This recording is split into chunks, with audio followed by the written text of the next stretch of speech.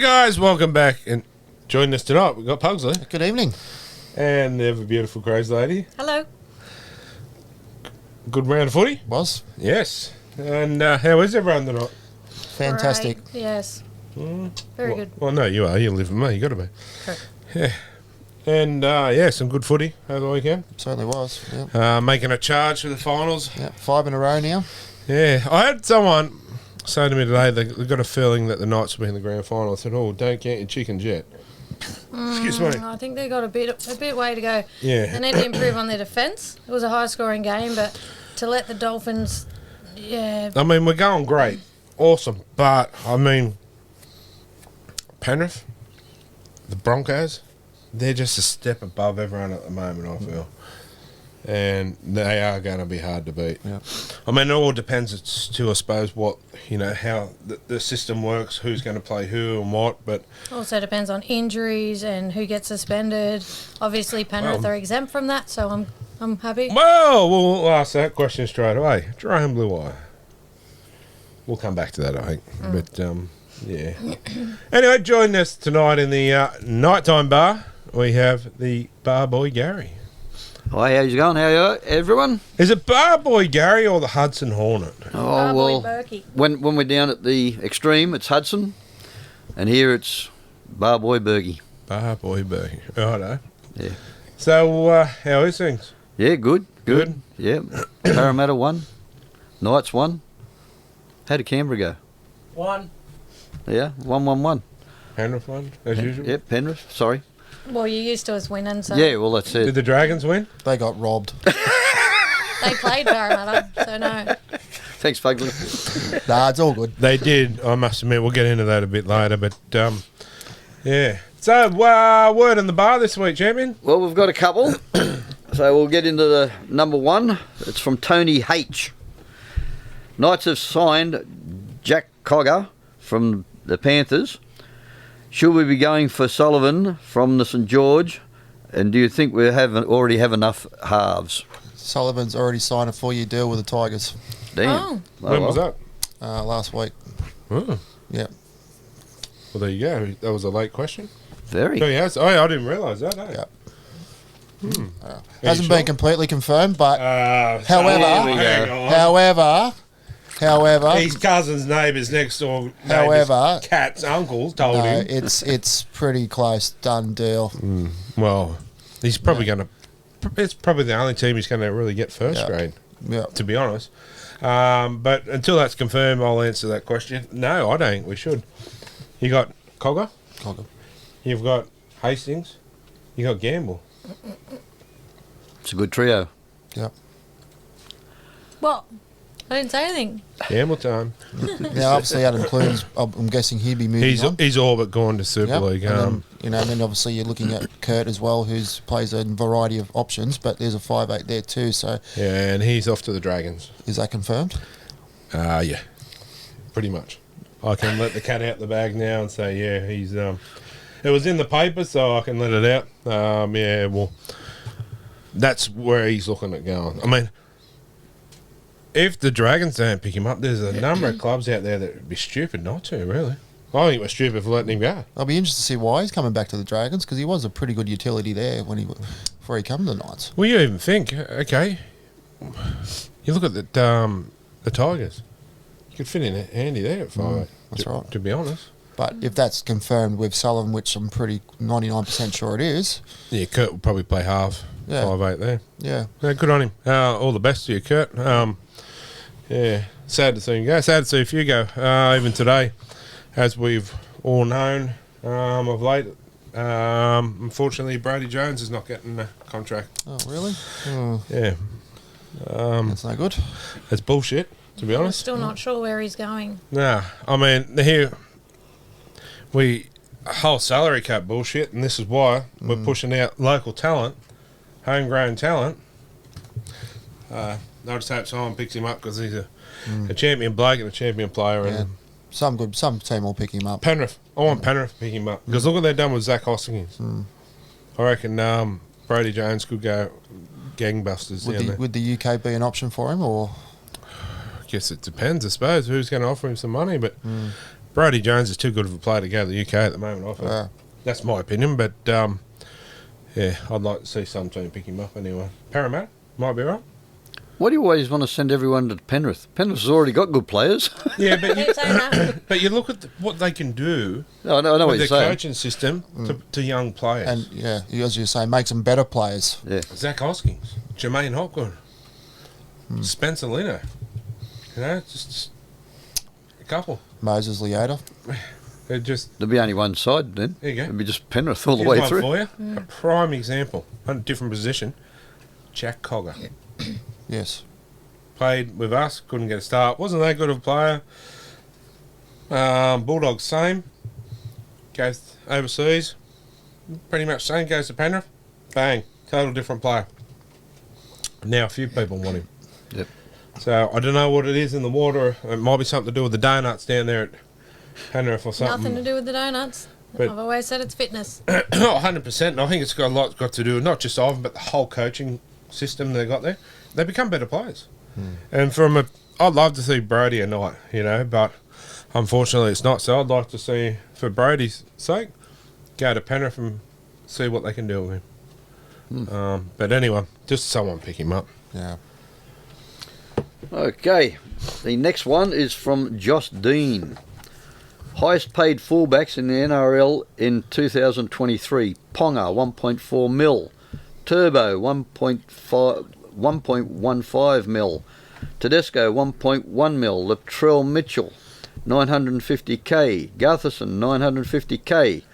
Is Ponga worth 1.4 mil, soon to be 1.6 mil?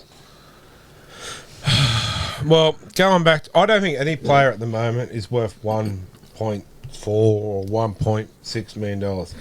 No player in the league is worth that. With the way the salary cap is, no player should be getting that kind of money, because then it goes back to the likes of Brody Jones. Ponga's getting 1.4. It's now pushing players like Brody Jones, Kurt Mann, all those people out of the club, because we've got to try to fit them in the cap. If the cap is made bigger, sure, he can get that kind of money. But at the moment, when you're paying, like he's playing some unreal football, but they need to extend the cap to give them that, because clubs are losing too many players to fit under the cap. Not only that, doctors and nurses and people that save lives for a living, they get nowhere near that. You go out there and play football doing something you love. I'm not saying doctors and nurses don't love what they do, but that amount of money is just insane. Oh, it is. I know their body's on the line, but that's a risk you take when you Yeah, do the but sport. you know, I do 12-hour manual labour. I was just going to Yeah, say, I'm those not gonna- doctors and nurses work 24 hours a day to get money what they do. Yep. These guys only play for 80 minutes. Yeah, that's right. Well, I don't get that kind of money when we play doctors and nurses. It's because you're free. But no, you're dead right. I mean, I'm not saying they can't get that kind of money. Like Ponga's playing some unreal football, Yes. but just not.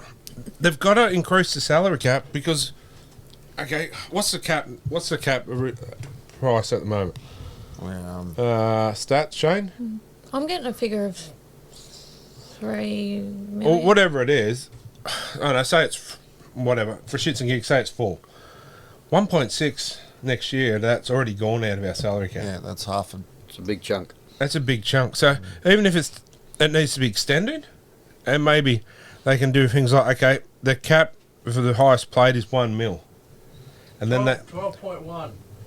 12 oh, that's a lot more than what I thought. Well, but even so, 12.1, and you fit all these players under there. You got Ponga that's nearly, well, towards the end of next year will be nearly 2.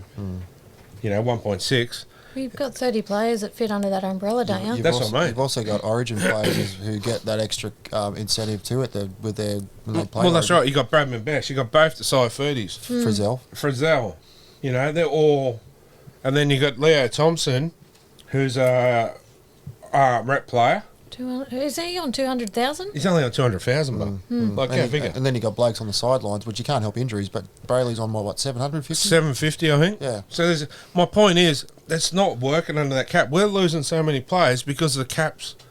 It needs to be increased a bit, or players like Ponga need to go back to a maximum of 1 mil, but third-party deals of some kind of thing. Say, okay, a car or something like this can come in, but it doesn't come under the cap, because we're losing too many players. we're losing too many juniors from it. There's been a few of late that we've had to let go as well. That young winger, exciting winger, what's his name? I forget his name. He's got a long... Mappa. Oh, Mapalangi, yep. That's him. He's gone. We've lost him. We're just losing too many players because too much of the money's taken up at the cap. We can't fit them in. So it's either got to be extended or players got to take a cut. What's going to happen when Fitzy goes next year is with the NIB sponsors. Whoa. Don't know. Stay tuned. Watch this space. Yes. Okay, so Fitzy's gone. That frees up a little bit of money. But then you got Kai, Paul, Pierce, or whatever his name. Yep. All those coming over. Does that leave any room left for Sione to come back as well? Depends. You know what I mean? Like, there's just... Yeah. Excuse me. And they probably would have got Jack at a pretty... This is Cogger at a pretty good coin as well. Yeah, for 3 years too. So, I'm not saying he can't be on that kind of money, but the cap has to be extended, or there's got to be something because we're losing too many players, and especially maybe the NRL needs to go for a homegrown player like like Broads that's come through the system through the Knights nursery can get some kind of exemption or some kind of salary cap leniency to keep him. And not just for our club, I mean for every club. Look, Penrith's been pulled through the ringer. And how do the Roosters not? Do you think marquee players should be exempt outside the cap then? Well, one per team. Yeah. One per team. One marquee player per team can be exempt out of the cap. And then you build your 12 mil around the 29 other players. Why not? Cleary, out of the cap. Ponga, out of the cap. What's that bloke's name? King Guffo, out of the cap. And then you're going to start keeping more players. Yep. And it's going to try and make it a little bit more even too, I feel. It's just, it's just sad when you lose players that, bleed the club and they're forced to go. Anyway, that was my opinion on that long question. We got a result anyway. Yeah, we did. This one's from Daryl Sharp. Who is the most current informed player in the NRL? Oh, that's a good I've got to question. be blunt with this. I'm waiting. I'm going to say, and there's a few, one of them's Abby Coruscant. Yeah. True. Yeah, I'll go with that. I'd like to say Greg Marju, but he had a stinker on the weekend. Yeah, that was one game. Every other game he's pretty in form. Yeah. Yes? Yeah, it's sort of hard because, like Kylie just said, Parramatta, of course. I like Mitch. Yeah. But I was waiting for that one. Well, But, to be fair, you know, they have a bad day. To do it constantly is be hard to pick someone like I've got two. In Turbo mind. and stuff. Brian Tootle, Yeah, consistent. Payne House. yeah. Yep. And there's probably another bloke you could probably throw outside the cap. Nah, Tyson's been good, but you can't put him in there, I don't think. He wasn't about to say that. Oh, were you? sorry. Yeah. Who? Payne, he was saying, Yeah. Another one that sort of fits. Oh, gotcha, yeah. I think those two would have to be up there. Yeah. Yeah, that's the two that probably stand out. In the last couple of weeks, it's probably not up there with him, but a little darky. Tyson Frizzell. Jermaine Asako.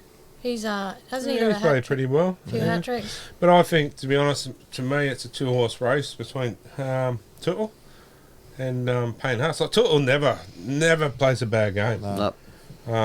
And that workload And if- that bloke does. If it is a bad game, it's better than most other players anyway. What about Dylan Edwards? He's pretty up there as well. Yeah, I think he's been there. Oh, he's Mr. Consistent every week. That's right. But, yeah, I think Tootle had a sternum injury the other day. Was it sternum or pec? Well, he had some kind of injury. Pec. He just kept waving the trainer away, saying, go Oh, away. yeah, true. You know, and he's only a little bloke, but yeah, he's got a heart like Farlap.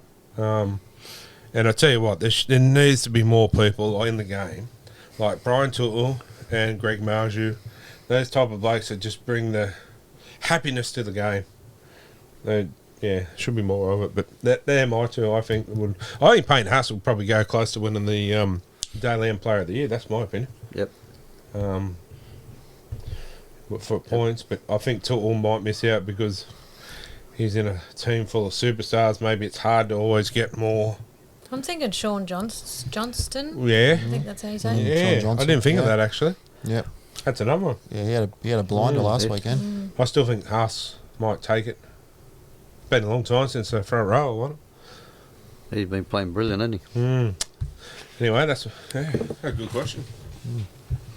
Lena Robbins. Why do you think Jerome Luai Ooh. didn't get a suspension for his hit on Nelson Sofa Solomona? Because it was Nelson. Apparently it it was a nothing shoulder charge. It'd be like getting hit by a tea bag.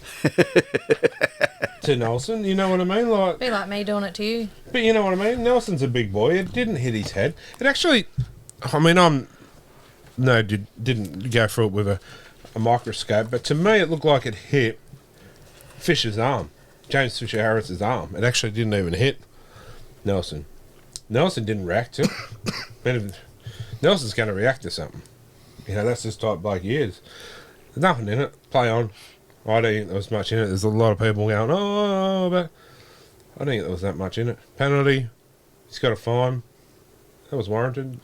No more. Get on with the game. What about compared to the blokes that did get sent off last weekend? Yeah. Well, what was his name? Nathan Brown, Nah. Yeah. not a More. Fodder Waker. More the Warriors Yeah, former Parramatta player. What was his name? Nakora. Nakore. It was just a tap. Yeah, There was nothing in it. yeah, that's right. But people are online complaining about how Luai is only getting charged, but Dragons forward Jack DeBellin has been charged 6 times this year, paying fines totalling $11,800 before finally earning a ban prior to last round when he challenged a dangerous contact charge and had a 3-week suspension extended to 4. Jared Weir Hargraves says, "Hold my beer." Get your own words. I'm sorry. Asafa Solomona also avoided suspension 5 times last year when he was only fined despite a string of unsavoury incidents. So he's just as bad, if not worse. So for players like these two who are on contracts reportedly in the $700,000 ballpark annually, these fines add up to around 2% of their annual wage. So the fines are obviously not doing anything. Does the club pay for those fines, though? Or Probably. or does it come out of their own pocket? Well, that's Probably where the it club. needs to come out of the players' pockets. That's the thing too with this whole suspension bullshit too. You're only hurting the fans. You're not hurting the players. They're still getting paid. You know, people go, "Oh yeah, but they want to play." Well, yeah, but it needs, like the NFL. They don't suspend players. NFL, they fine them because fans want to go and watch their players play. So the suspension thing should be gone out the window. Excuse me, and start fining them because, okay, you've just got $10,000 out of your pay packet or whatever. You're not going to want to do it again. You're going to be a little bit more cautious, say, next round, aren't you? It's like, for example, when you're speeding and you get done for speeding. Yeah, but you're forever watching, aren't you? You're going to look over your shoulder when you speed, make sure there's no cops around. No, I'm kidding. 100%. That's right. So the whole system of the game suspension, I think, needs to go. And it needs to be a monetary. But the issue we're going to run in there is he gets $2,000 for that tackle, I get $1,000 for this tackle. You know, so it's going to have to run in. But that's what it's got to be. It's got to be a fine system, I think, because the fans are losing. Because, you know, you get a tackle that doesn't, for example, the NRLW, Caitlin Johnson. Yes. She's got a week for nothing, pretty much. Nothing in it. So they're robbing the fans of the game. That's got to go back. I reckon it's got to be changed, go monetary. And what it comes down to, though, is, for me, if it wasn't Luai, would everybody be talking about it? 100%.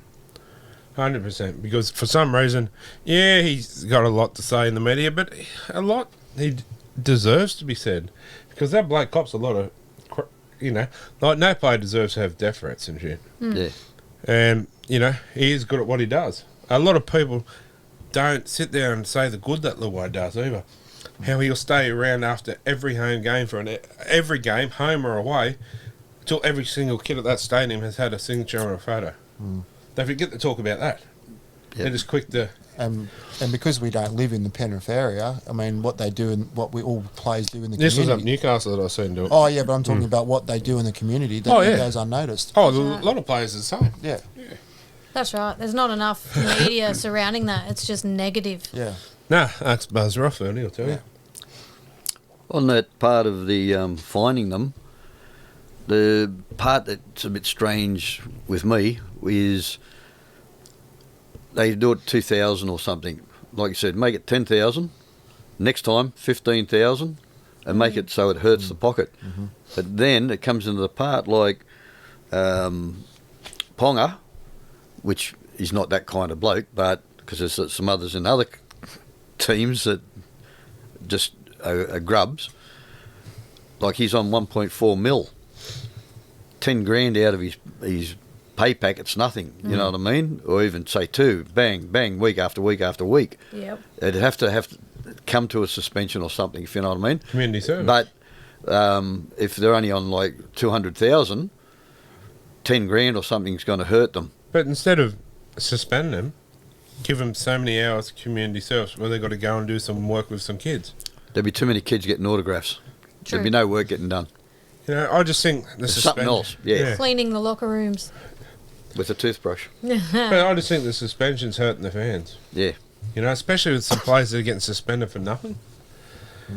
I'm not saying my system's going to work, but it's something to look at. Yep. When I get in as the boss of the rugby league, I'll change that. Good. We're right behind you. Plenty of changes, mate. Plenty of changes. We won't go there. Okay, we've got one from Anthony. Who has the best forward pack in the NRL? Ooh. That's a good question. Ooh. That'd be a team up the top of the ladder, wouldn't it? Mate, I'll tell you, to Not be both. honest, you're probably right. To be honest, like, Panthers or Broncos? well, you look at Panthers pack, they got James Fisher-Harris, Moses Leota. Moses Leota, Spencer Linu, Scott Sorensen. It's a good pack, isn't it? That is a great pack. What's his name? Yo?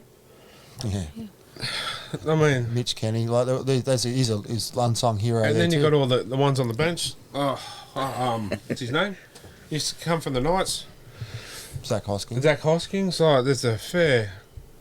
It'll be hard arguing against that. I mean, the Knights have got a good pack, but I mean, that's a... Not the best forward mate. pack. No, I'd probably have to throw me money on that, wouldn't you? I definitely. Penrith? Or even the Broncos? Yeah. Yeah, Broncos not bad. He's a smoky boy. Warriors. I knew you'd say Yeah. that. Yeah. Look, if there's going to be a team that Penrith are going to beat in the grand final, I'd rather it be Warriors. What about us? Another couple of games and I'll be convinced. No, right. Yeah, no, you're right, but it's to me, if I can't pick my own team, obviously, we're up there, but I think, yeah, it'd be Panthers and Warriors up the top. But I don't think the Broncos are going to go away, unfortunately. I think it's going to be a 3-horse race between Warriors, Panthers and Bronx. I think you might be right. But forward Unless pack, Para can... Yeah, no, yeah, no. Miracles? not this year. Never say never. Yeah, true. More chance of winning the lotto. Probably got as much chance as the Knights when you get your No. players back. Yeah, But yeah, no, to answer that question, my money's on Penrith, I think, with that one. Yeah. yeah, I'm that's a good in forward agreement pack. with that one. That's a good question. What was the question? Who's going to win the grand final? No, yeah, the I reckon biggest- Penrith too. The best forward I pack. hope. Hey, Penrith- Okay, here's one added on to that question. I'll add a part B. Best backline. Who's got the best back? That's another I don't know, very, pretty good too. very good question as well. And then you go look at Penrith's backline again. Yeah. When it's fit, Who's the best team in the NRL? Just put it that way, Penrith. but then you look at the Knights. We've got Ponga, Marju, Dom Young, Bradman Bess. And it's been pretty consistent.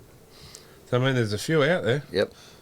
I'd throw the Titans in there as well. I know they're not going great, but their back line is extremely speedy. Campbell's, the wingers are great.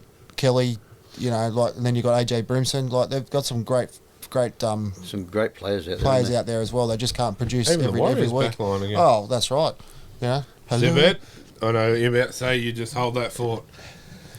Anyway, I'm interested to see what he was going to say. no, you'll hear Was it it later. something about Tyson Gamble? No, No. you'll hear it later. You'll He's been hear it reading here. over my notes. Oh, okay. I changed.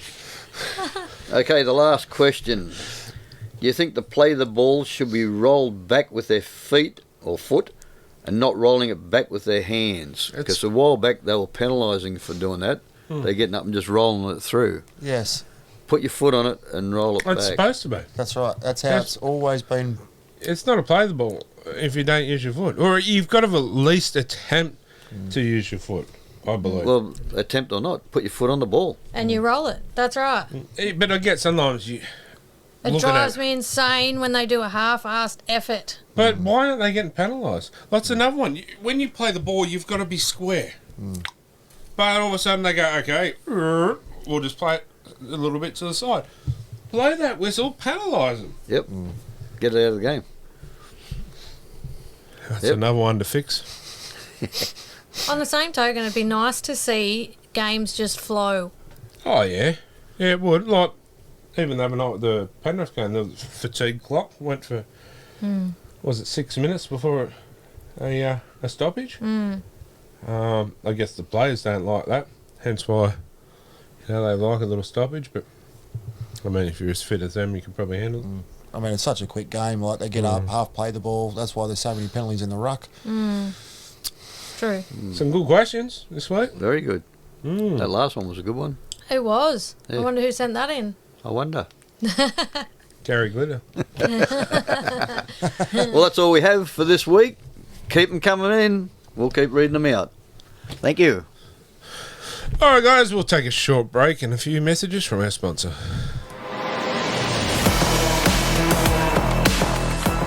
Major show sponsor, the Burden Automotive Group in Maitland and Port Stephens, comprising of Maitland Toyota, Port Stephens Toyota, Hunter GWM, Cardiff GWM, Port Stephens GWM, and also Hunter 4x4 accessories in Maitland and yes, in Cardiff. The Burden Automotive Group have been proudly supporting the community for 60 years. They've been supporting this show. Please go support the sponsors that support us.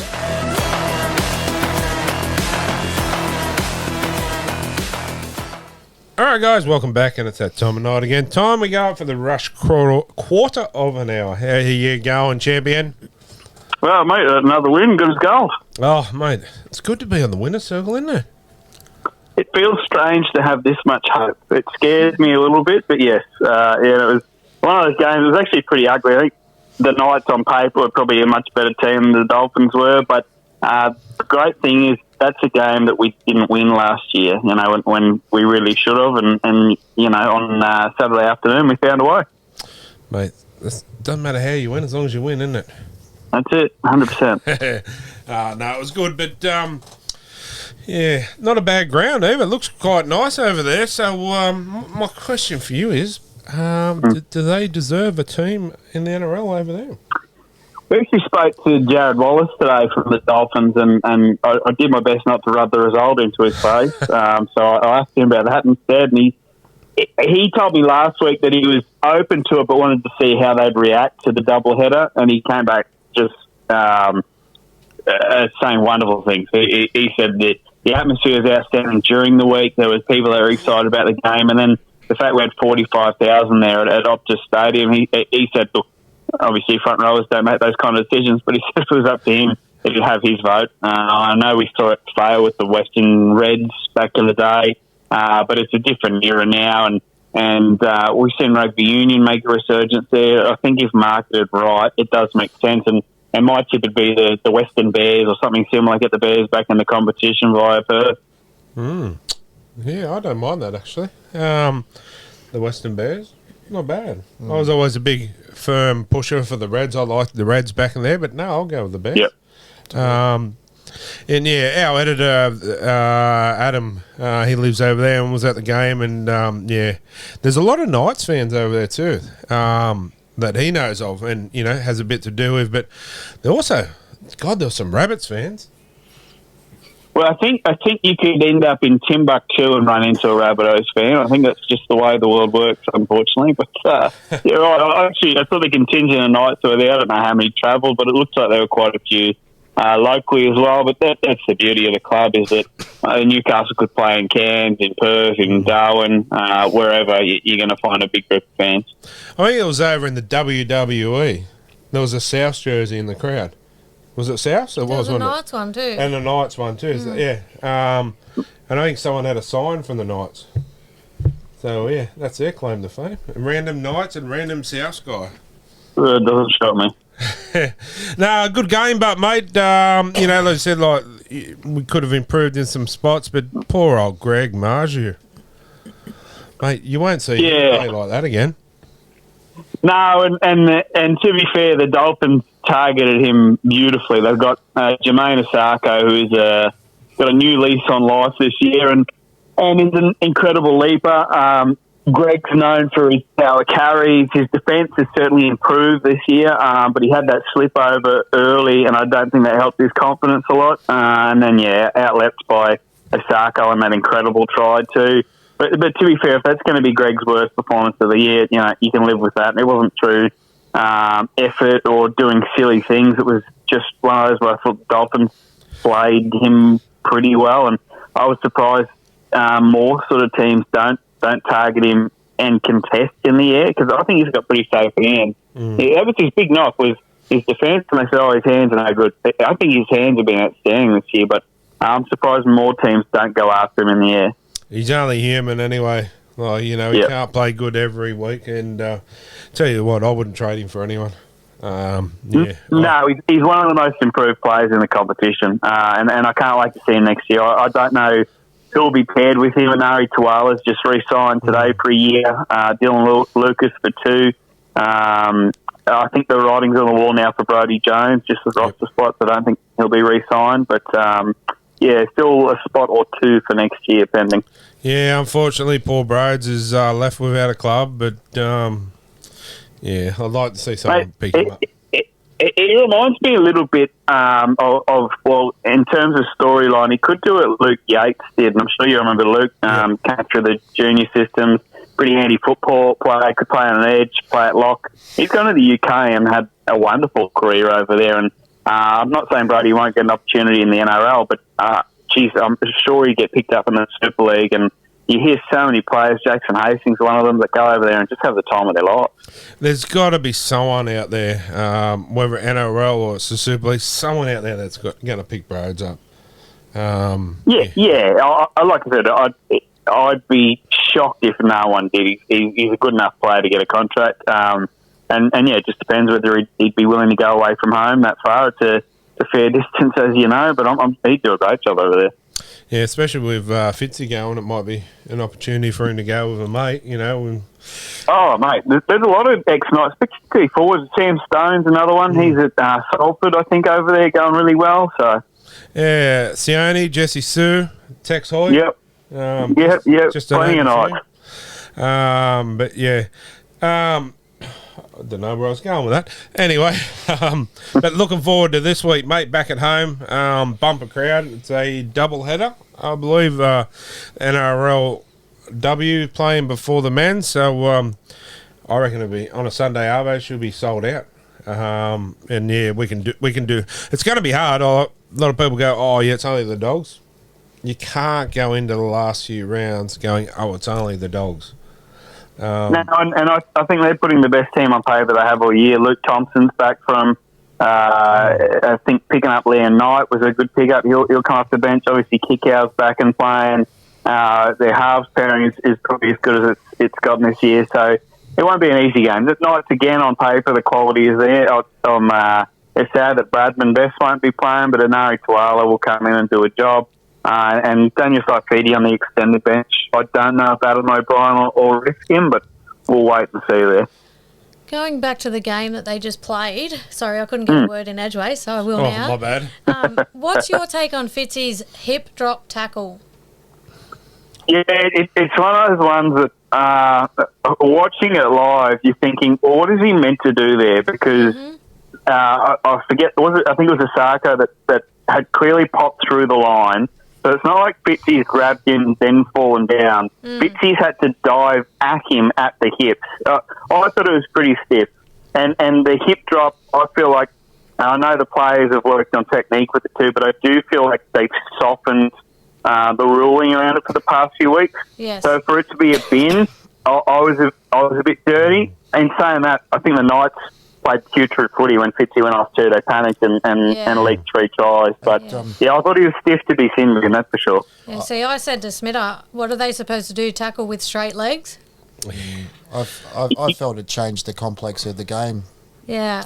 It could. Oh, yeah, it did. And I even thought after they scored those 3 tries, I thought, oh, well, when Fitzy's back on, I was still pretty confident the Knights would roll over the top because, it certainly did at that point. But again, it's and you think playing bush footy at the highest level for anyone that's ever played, if someone's burst through a line and you're literally to the point where you're about to chase them and you're full-blooded dive, there hasn't been a penalty in the last 100 years of competition. So it's hard for me to get my head around the fact that that's been checked on review, not called live, checked on review, and they thought there was enough in that for a sin bin. Damn me.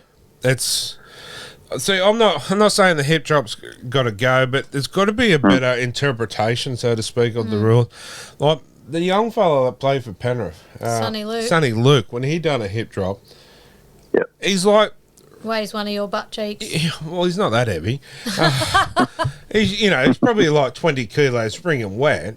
So you got it was a big forward running through, and his weight, you just can't help with a tackle. Right. Like, you can't, it's like physics. It just happens. Like, you can't control it all the time. I mean, there's some bad ones out there, 100%, and, they sort of look, I wouldn't say deliberate, but, could have controlled it a bit better. Yeah, pull them up. But the ones like Fitzy, come on.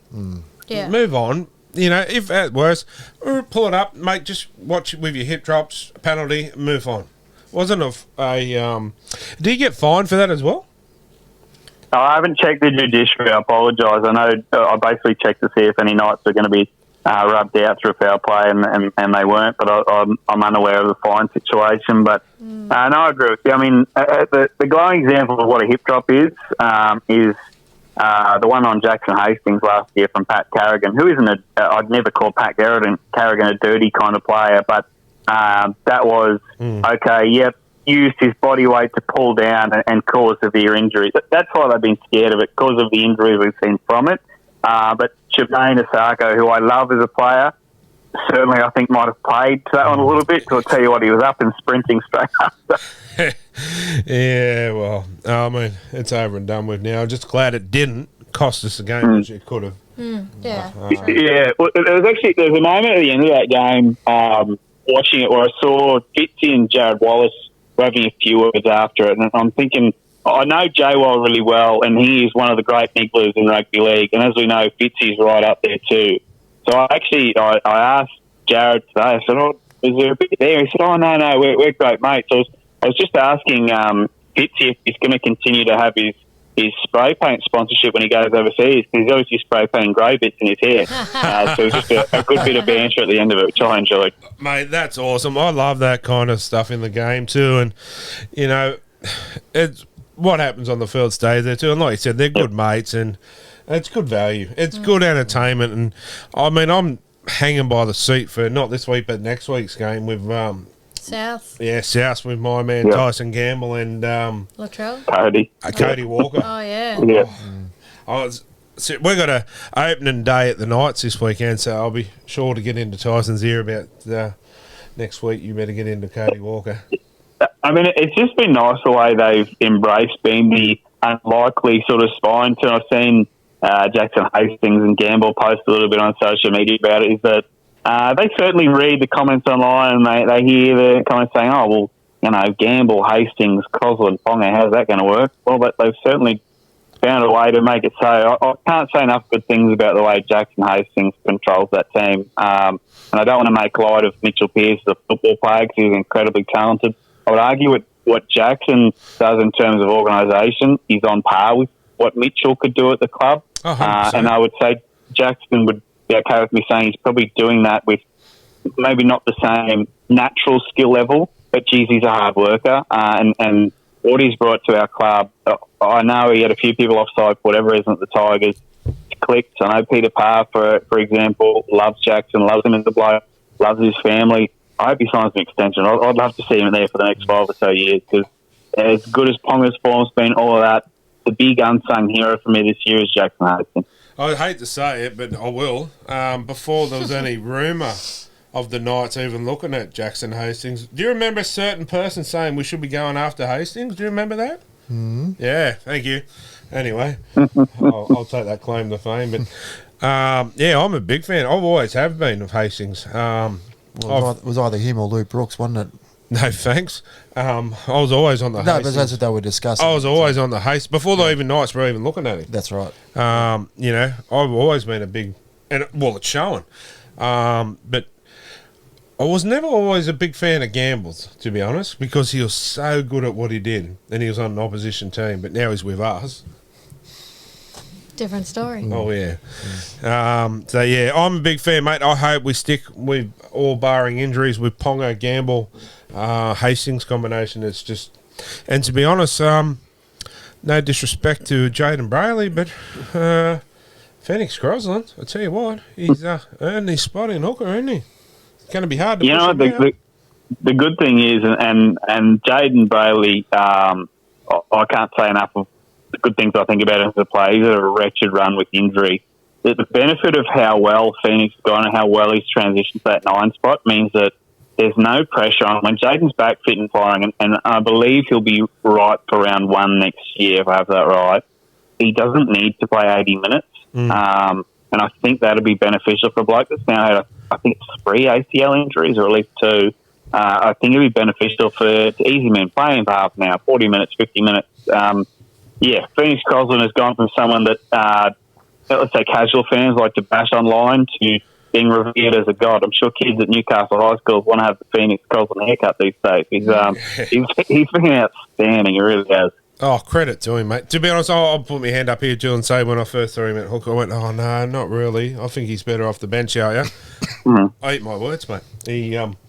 Yeah, he's proven a lot of people wrong, and good on the young kid, because at one stage last year he wasn't even looking at getting another contract. So, yeah, good on him. Mate, yeah, well, I mean, he's a genuine 9 now, so, no, it's been good. Oh, it's too, and especially when you've got the play behind the forward pack that we've got, it helps a lot too. Leo Thompson, mate, can't praise him enough. That bloke just keeps going every week. Yeah, no, I like him a lot as a player, and he was a project last year to being all of a sudden he's a confess. He wasn't a front rower either. So the fact that he's gone from bits and bobs off the bench, playing everywhere in the pack, to starting week in, week out in the front row, it's been awesome. Yeah, no, it'd be good to get his brother over. Filled the shoes, but Clemmer's left, hasn't he? Yeah, well, that's a big pair of shoes to fill, but he's doing really well, and only on $200,000 a year, so he's earned his money, that's for sure. Anyway, 100%. Mate, good to hear from you again. And are you coming down this way soon?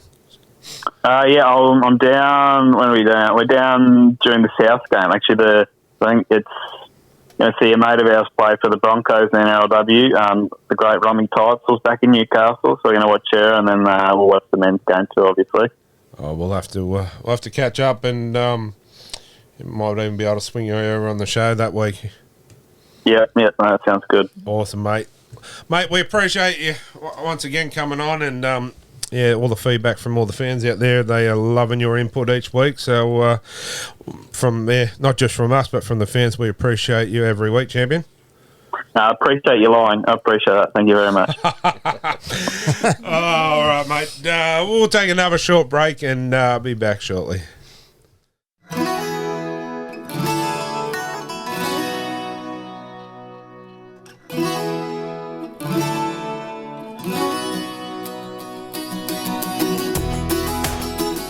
When you think of great food at a great price, the best cold beer in town, awesome live music, even a place that you can host your next event, there is only one place you think of, and that is the Gallipoli Club. Get on down to the Gallipoli Club, the Gal 3 to 5 Beaumont Street, Hamilton, to check out what's going on this week. Enjoy some great food, a cold beer, awesome live entertainment. You can never go wrong at The Gal, thegal.com.au.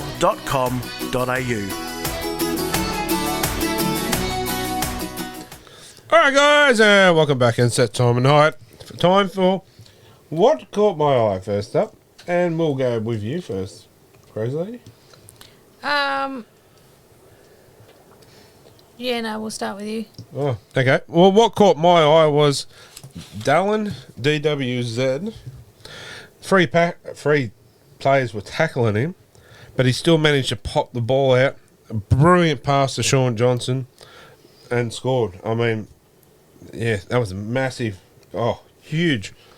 I was called Kylie and I said, have a look at this, didn't I? And I said, it was, I haven't seen anything like a pass like that for a long time. And He's a champion bloke, though. He's brilliant. tried stealing it. I off like me. him. I like him.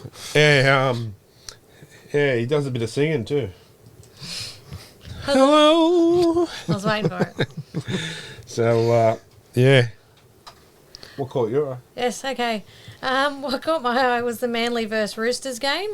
Nathan Brown got sent off for a high tackle. It wasn't an actual sin bin, it was a send-off. So I'm thinking that was really rough.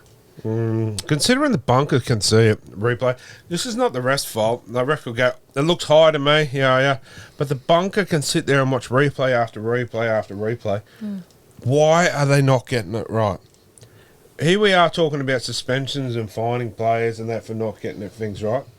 Time to do the same with the bunker. Do you think they have favourite players? Like, 100%. not necessarily from their favourite teams or whatever, but Biased. More, or would you say, more leaning towards some? JWH. some would argue Jerome Luai. I think it's a little bit Inconsistent.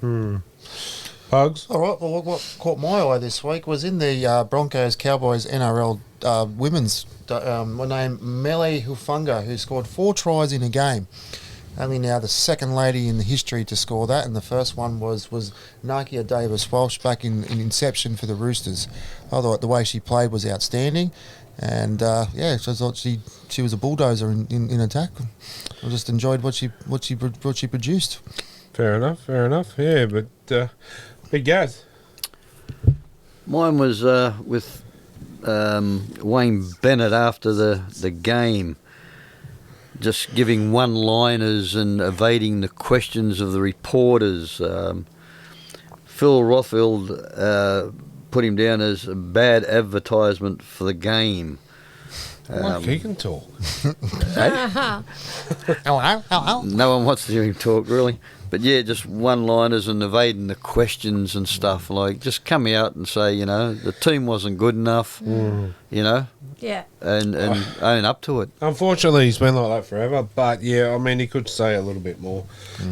This probably goes back to the NRL again. Well, he said to one of the media, they said, "Oh, where do you think your players went wrong or whatever?" He goes, "Oh, you watch the game.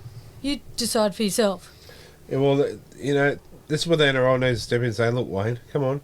You're representing your club. The media's there to hear what you've got to say. But they let him get away with it. Whole case, okay.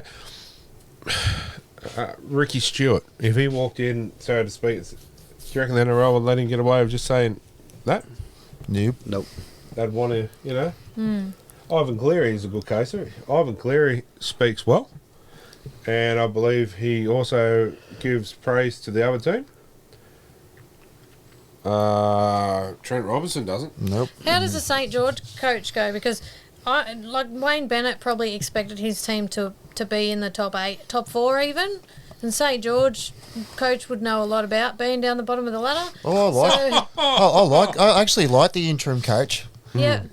Touch base. I watched his press conference on the weekend. Now, obviously, we'll talk about the contentious issue later on, down the track here. But he basically said, why talk to me about it? Why don't we get the bunker down here to talk about... 100%. You know what I mean? They're the ones that That's a good make idea. the calls. You know what I mean? Cool under pressure. The guy will be a coach somewhere down the track for a club or hopefully staying with us somewhere. Yeah. But I like what he does. Yeah. He's got more... All that. He's got more character than what Anthony Griffin did, that's for sure. See, the one I liked was Nathan Brown. Nathan Brown was good too. Yeah. Nathan Brown didn't pussyfoot around. No. He's told, I like Brownie. Bring back Brownie. But coming back to Hook, he's now a commentator, I'm sure. Oh, but and when you talk to him, he's like, Yeah, he doesn't have the voice for being a no. commentator. So that's for and when sure. you got Flanagan who's on there who's actually quite good. Yeah, yeah. I'll tell you who hasn't got a voice for commentary is Steve Ranoff. Did you hear him the other No, week? no. Yeah, yeah. Good footballer. Good footballer, but he's got no idea how to commentate. Like, it was disgusting. What about when Brent Tate gets on there? Nah, Brett Davis, who's better? Yeah. I'll tell you who I am. I can't stand. Oh, good player, but he's just so against us. Is Steve Roach. Steve Roach is against a lot of them except Oh, he don't like the Knights, that's for sure. No matter. We could. Okay, against Bulldogs, we'll beat them 66-0. He still would have praised the Dogs and not us. yeah. Anyway. Well, that's what caught our eye for this week. So we might get into Night of the Round.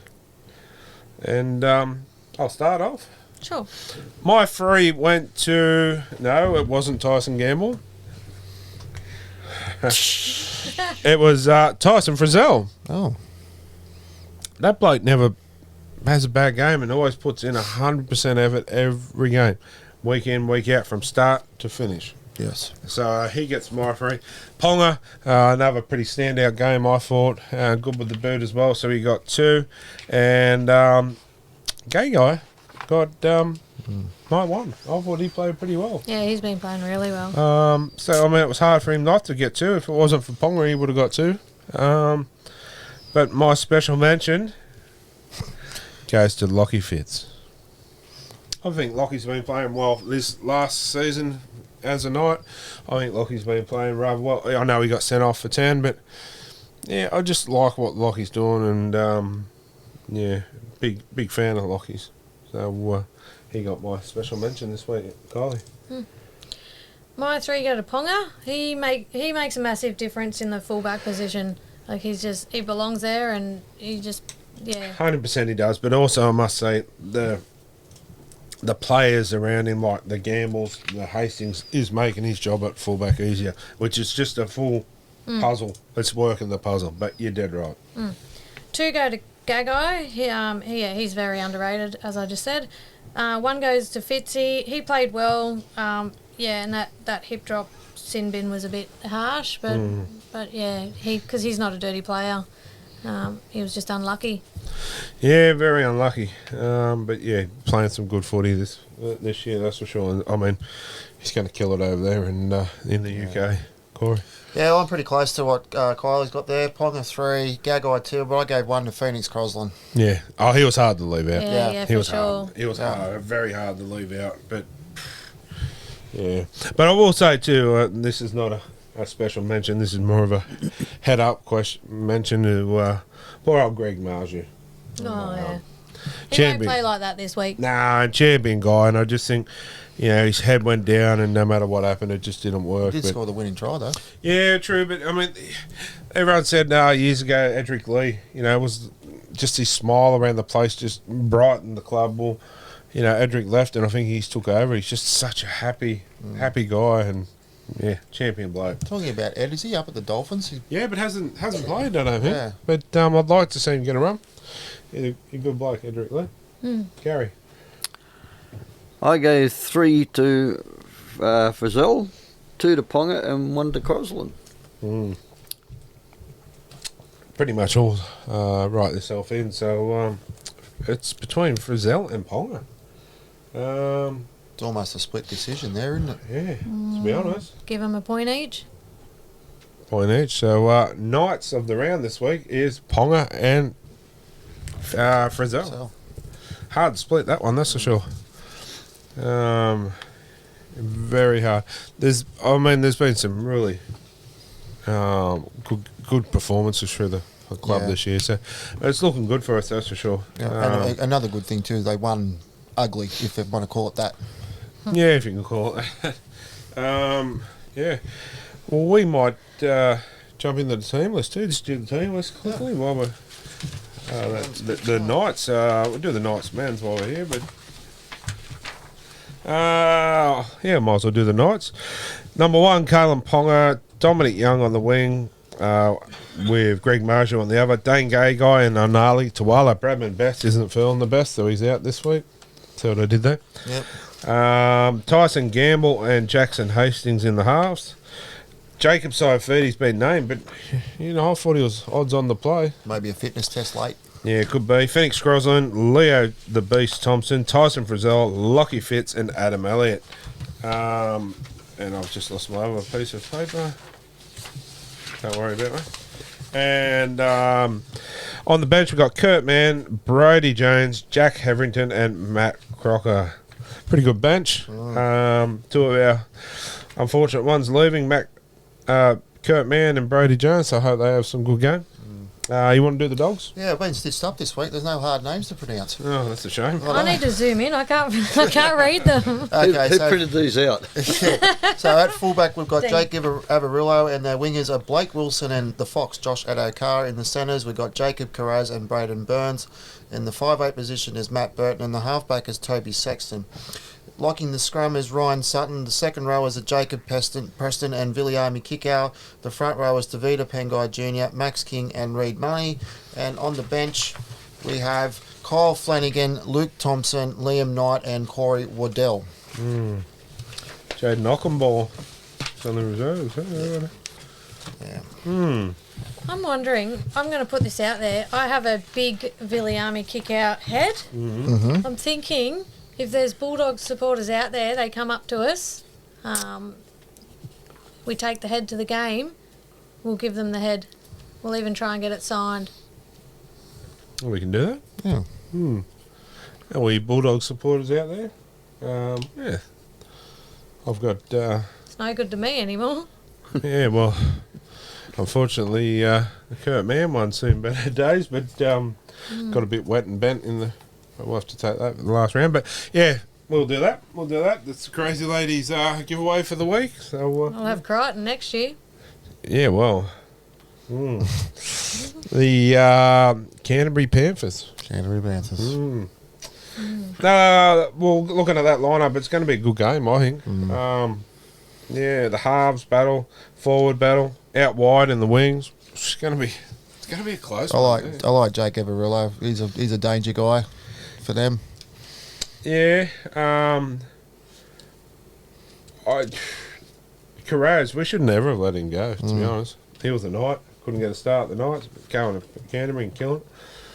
But, I mean, yeah, so Dom Young's actually not on Addo Cards wing, is he? Marju is. Marju. Well, that's probably a good thing. That'd be a good battle. Yeah.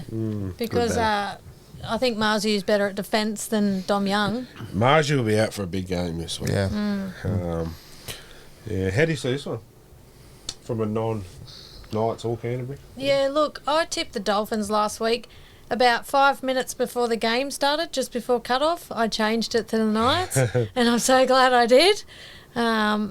So whatever I say is going to be wrong. I think it's going to be a close game. I think you're right. It was a close game. I just don't know with that one. That one's going to be a really hard one. It's one of the better games, I think, you know. Going back a few weeks ago, probably would have said, oh, yeah, we're going to win this easily. There you look at no, not a chance. Yeah. Corey. The Bulldogs will be out to prove a Yeah, point. you're right. 100%. Yeah, that's right. After their 66-0 shellacking last time. Yeah. Look, the Knights for me at home, big crowd. The first time they've been back for a while. Member appreciation. Yeah, that's right. Yeah, like you said, Marju will probably be in for a blinder. I just think they'll be too strong. Hopefully the crowd can get them home. So all you guys down there, NRLW as well. So let's pack it out and bring it home, because the more we win, the closer we get to them finals. Yeah. Knights winger Dom Young needs one more try to equal the club record for most tries in a season, which is held by Tamana Tahu and Aquila. Aquila Uate. That's it. With 21. Will get that. Will you do it this week? Yep. Yep. Put him on your multi. A double. Yeah, well, it's going to be a cracker. I'll take the Knights just. Maybe 12, 18 at the most. And speaking of Marzu, he leads the NRL for tackle breaks with 136 and has scored 8 tries in his past 8 games. Okay, you take last week's game out of the equation because, ball means he'll be the first to put his hand up. Is Marju the buy of the year? Yep. He's in form, going back to that question. What he's brought to our club is just second to none. Like, I was filthy on Randall going because I thought how good Randall is, but Yeah, I say wrap this bloke up. He's another one that we need to wrap up long term. I hope he's got his catching practice, say, with Burton's bombs this week. Yeah, but I think he's pretty safe under the high ball. I think He's they'll got some target. strong legs. They'll target Dom Young. Dom Young's more of a Yeah. liability under the high ball. Yeah, you're right. So that's where Gagai probably needs to try help him out a bit. But yeah, bombs away. Here they come. If the Bulldogs do score, it'll be on that wing Yeah, well, for the most part. maybe that's why they've put probably Gagai on it. That even on the Gagai's side of the wing too. Gagai can help a bit more defensively. The thing is, Dom Young's that big. If he jumps up, he'll have 3 goes at it by the time he hits the ground. So, just on the game, like I think it's going to be a close one. I don't think it'll be much in it, and Bulldogs have got nothing to lose. 100%. Yep. Same as what St George did to Para. Just got nothing to lose. Let's just try something we haven't tried. Throw the ball around, do something a bit Scoring a try. different. Yeah. We only had one bloke. We had one bloke that scored a try. He got 4 of them Yeah, wow. in a losing side. If he wasn't there, we would have done really That's well. right. The Knights here. I think they will. You know, 2-3 points in it, not much. No, it's not much. All right. Well, yeah, that's our team list for this week, and we'll do the girls later. But we might take another short break and be back shortly. Support our show sponsor, Grand Matriarch Distillery, that gives us the beautiful Grand Matriarch vodka that you see on our show every week. Join the reward program, and for every 9 bottles you purchase, you do get 1 free. Grand Matriarch Distilling in the beautiful Sapphire Coast of New South Wales. You cannot go wrong with their product, I promise you. That's grandmatriarch.com.au. Alright guys, welcome back, and it's that time of night again. It's time for Talking Schmidt. And caller number 1, who we got there? Oh, it's Michael. I'm from All Things Bulldogs. How you going, Dean? Hey buddy, how are you, mate? Yeah, I'm good. I'm pretty scarred after the last game, but between the Knights, like 66-0 was terrible for us, but good for you guys. So I think it's time for some revenge. So I thought I'd give you guys a call and have a chat. Mate, yeah, it's I was quite impressed with that scoreline, but yeah, It obviously, won't happen again. yeah, it won't happen this week. That's for sure. That's a totally different ball game, and you guys are back to pretty much full strength side, I believe. Yeah, well, look, it's definitely the best side we've put on the paddock, and the fans on all the Bulldogs Facebook pages are very, very happy with a lot of the people that have come into the side. Luke Thompson returns. We've got the new signings in Liam Knight and Toby Sexton, and also Big Bill Kickow is back. And, you know, this year he's played 5 games and we've won 3 of them. So, and the other 2 were, we'll forget round 1, but the other game was a 2-point loss. And the other stat is Toby Sexton. We've had 2 wins since he's joined us, which is pretty impressive. Mate, I think it's going to be a pretty good forward matchup. You know, you got Thompson coming back, Villiamu. Villiamu's a huge. I'm a big fan of Villiamu. Same. Love him, mate. Yeah, obviously Kylie, the crazy lady, being a big Penrith fan, is a fan of Villiamu's, but yeah, and Burton. Oh, good luck, mate. The old Burton bombs will be interesting for Ponga this week, that's for sure. Yeah, well, the good thing about Toby Sexton is he's happy to just get in there and kick as well. It gives us more variation, whereas Matt Burton, when he doesn't have another kicker who can maintain or get any length on their kicks or any control, everyone knows when he's going to kick the ball, so it makes us very one-dimensional. And that allows him to sort of run on the fourth or do things that you're not aware of. So it just gives us more variation and more to our attack, which makes us harder to defend. And I also think defensively, like you guys, when you've got Ponga, Fitzgibbon, Bradman Best, and then you add to that the control of Jackson Hastings, and Tyson Gamble is a hard effort player. Once you win that forward pack and get that run, and like you just destroyed our right edge with your left edge. in the last game, but it's going to be a lot different this time because kick out cramps your edge up a bit. And I think it's not having, like, Tuala's a really good backup centre, and he's the next man up in that side, and he's been doing it for a while, but I think that's an opportunity for the Dogs. I think Kikau will tire in the second half because he's still underdone, and that's when you'll see Ponga and Fitzgibbon come into their own. So for the Dogs are going to need, in my opinion, to establish a lead and sort of hold on. I think that's what's going to happen. We've just got a lot of underdone players where you've had pretty much, except for Brayley, have had your best team on the paddock for about 5 or 6 weeks now, which is, yeah, I actually like the Knights a lot. And I just finished a podcast with my mate who's a Knights fan, so we talk all the time. Yeah. Has the Fox been named?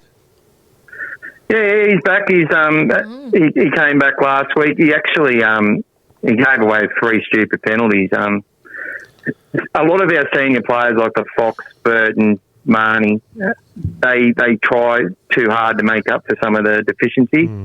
But now we've got a bit more quality and experience back, and they just have to do their job. And in opposition, I think that's what the Knights have been good at. They've been in every game this year. The Knights.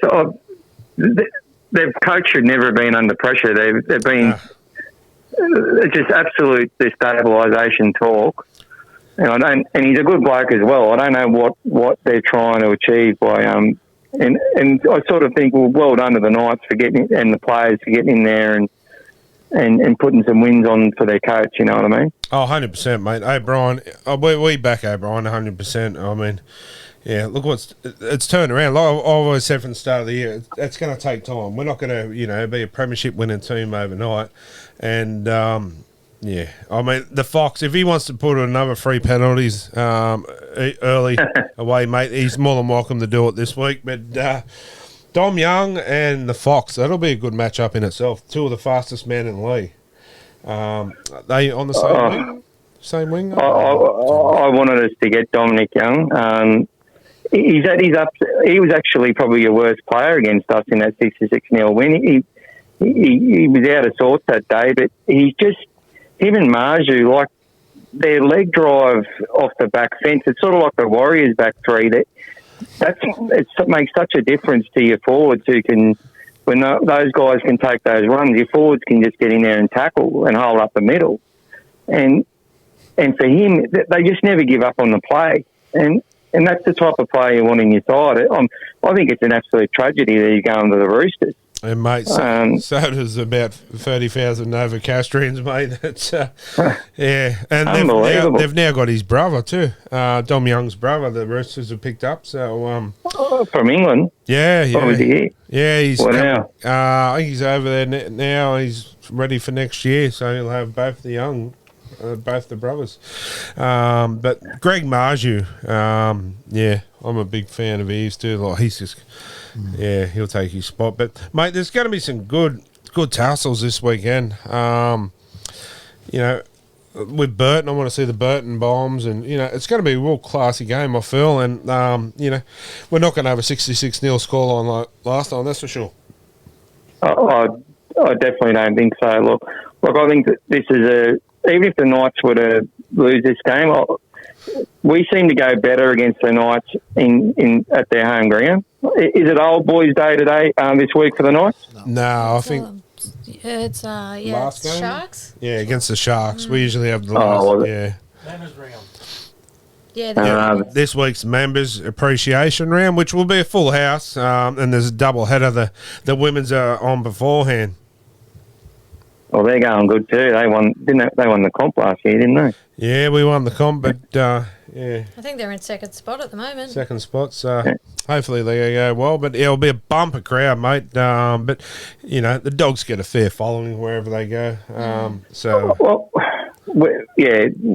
The Dogs are an Australian brand, and there's fans everywhere for the Dogs. Like, I'm from Wagga Wagga initially, and with the Mortimers and that. And my brother went to school with Peter and Chris. So yeah, look, it's just the good thing about the Knights fans, and this is one thing I always say, and I said this, I've never seen Knights fans boo their side, even when it's been bad. That you can see they're frustrated sometimes, but they just stick by their team, and even on some, I've been on some of the Facebook pages and that as well, and it's just a lot more support.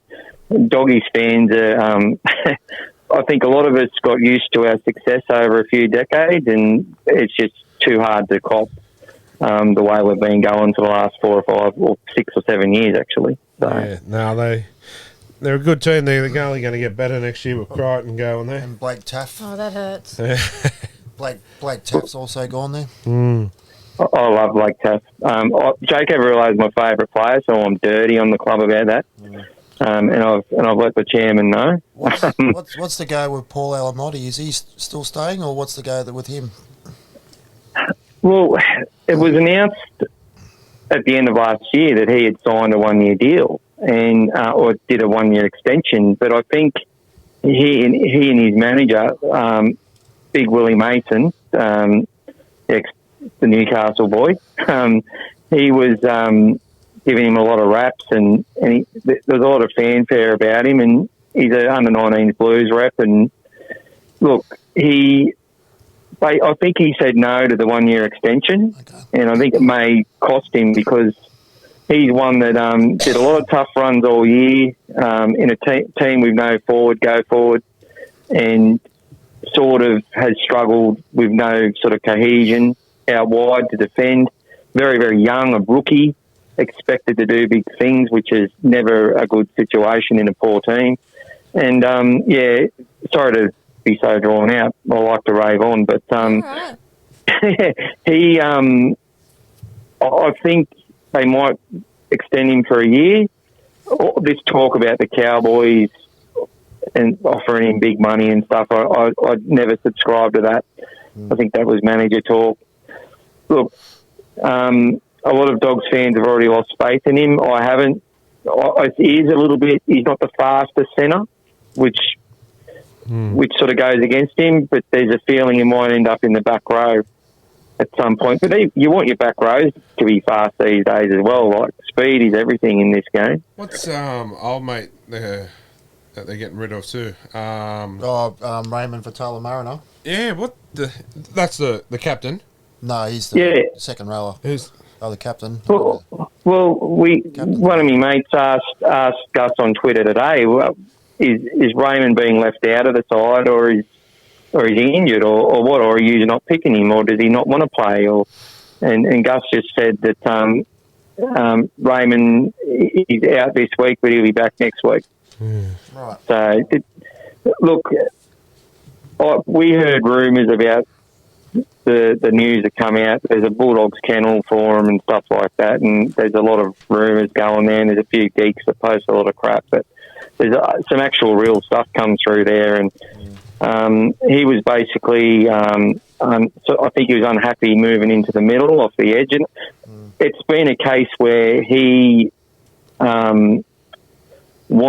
I think he can just see the fact that if Kickout's playing and Jacob Preston, who's come from obscurity to be one of the best players in our team, or the best player in our team this year, I think he'll poll highest on the Daily M for the Dogs. Big Ray can just see that he's not first picked there, so he went to New Zealand last week when we had the bye, and I think he might even still be there, so he's probably homesick. There was rumours that he would end up at the Warriors. And, I love Big Ray. I got my photo with him. I went to the Belmore game. And, just a gentleman, lovely guy. And it's a real shame that, it's not working out for him and the Dogs at the moment. I find it a bit hard to believe they're letting him go. But, mate, we appreciate your call tonight. I wish we could have a little bit more time to talk for this episode. But we'll get you on again. Talk some more footy. What do you think? No dramas, mate. I'm happy to give you a plug as well amongst the Bulldogs. No dramas. Thanks for accepting my call. Pleasure, and having a chat.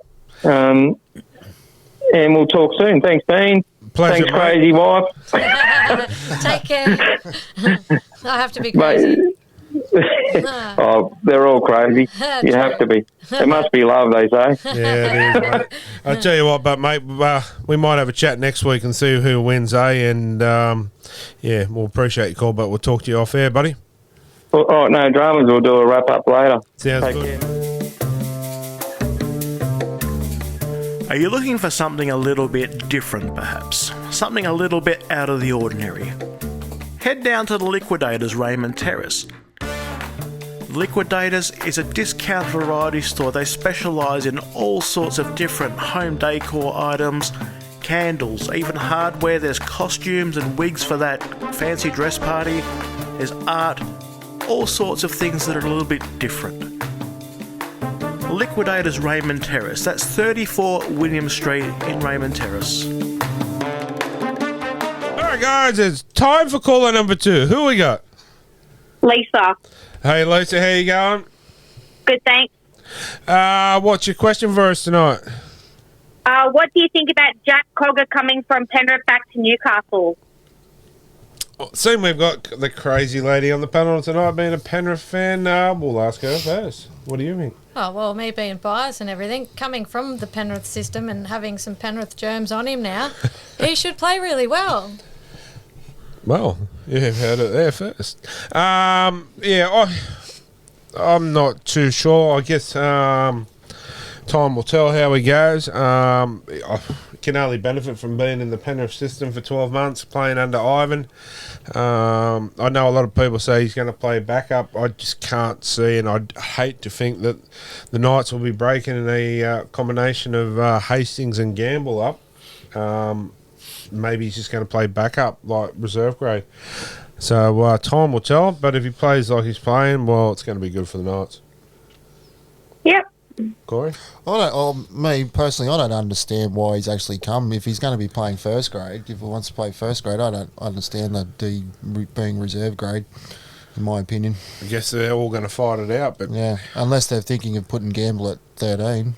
no, I don't like that. I don't like that. Gamble and Hastings are forming a combination. No. You don't want. Yeah, they've been going so well this year, isn't it? You don't want to change it. I know people go, oh yeah, but Cogger and Hastings would be good, but you just change it again. Just leave it there. Adam Elliott's playing good at 13. That's right. You know, so yeah, I don't know.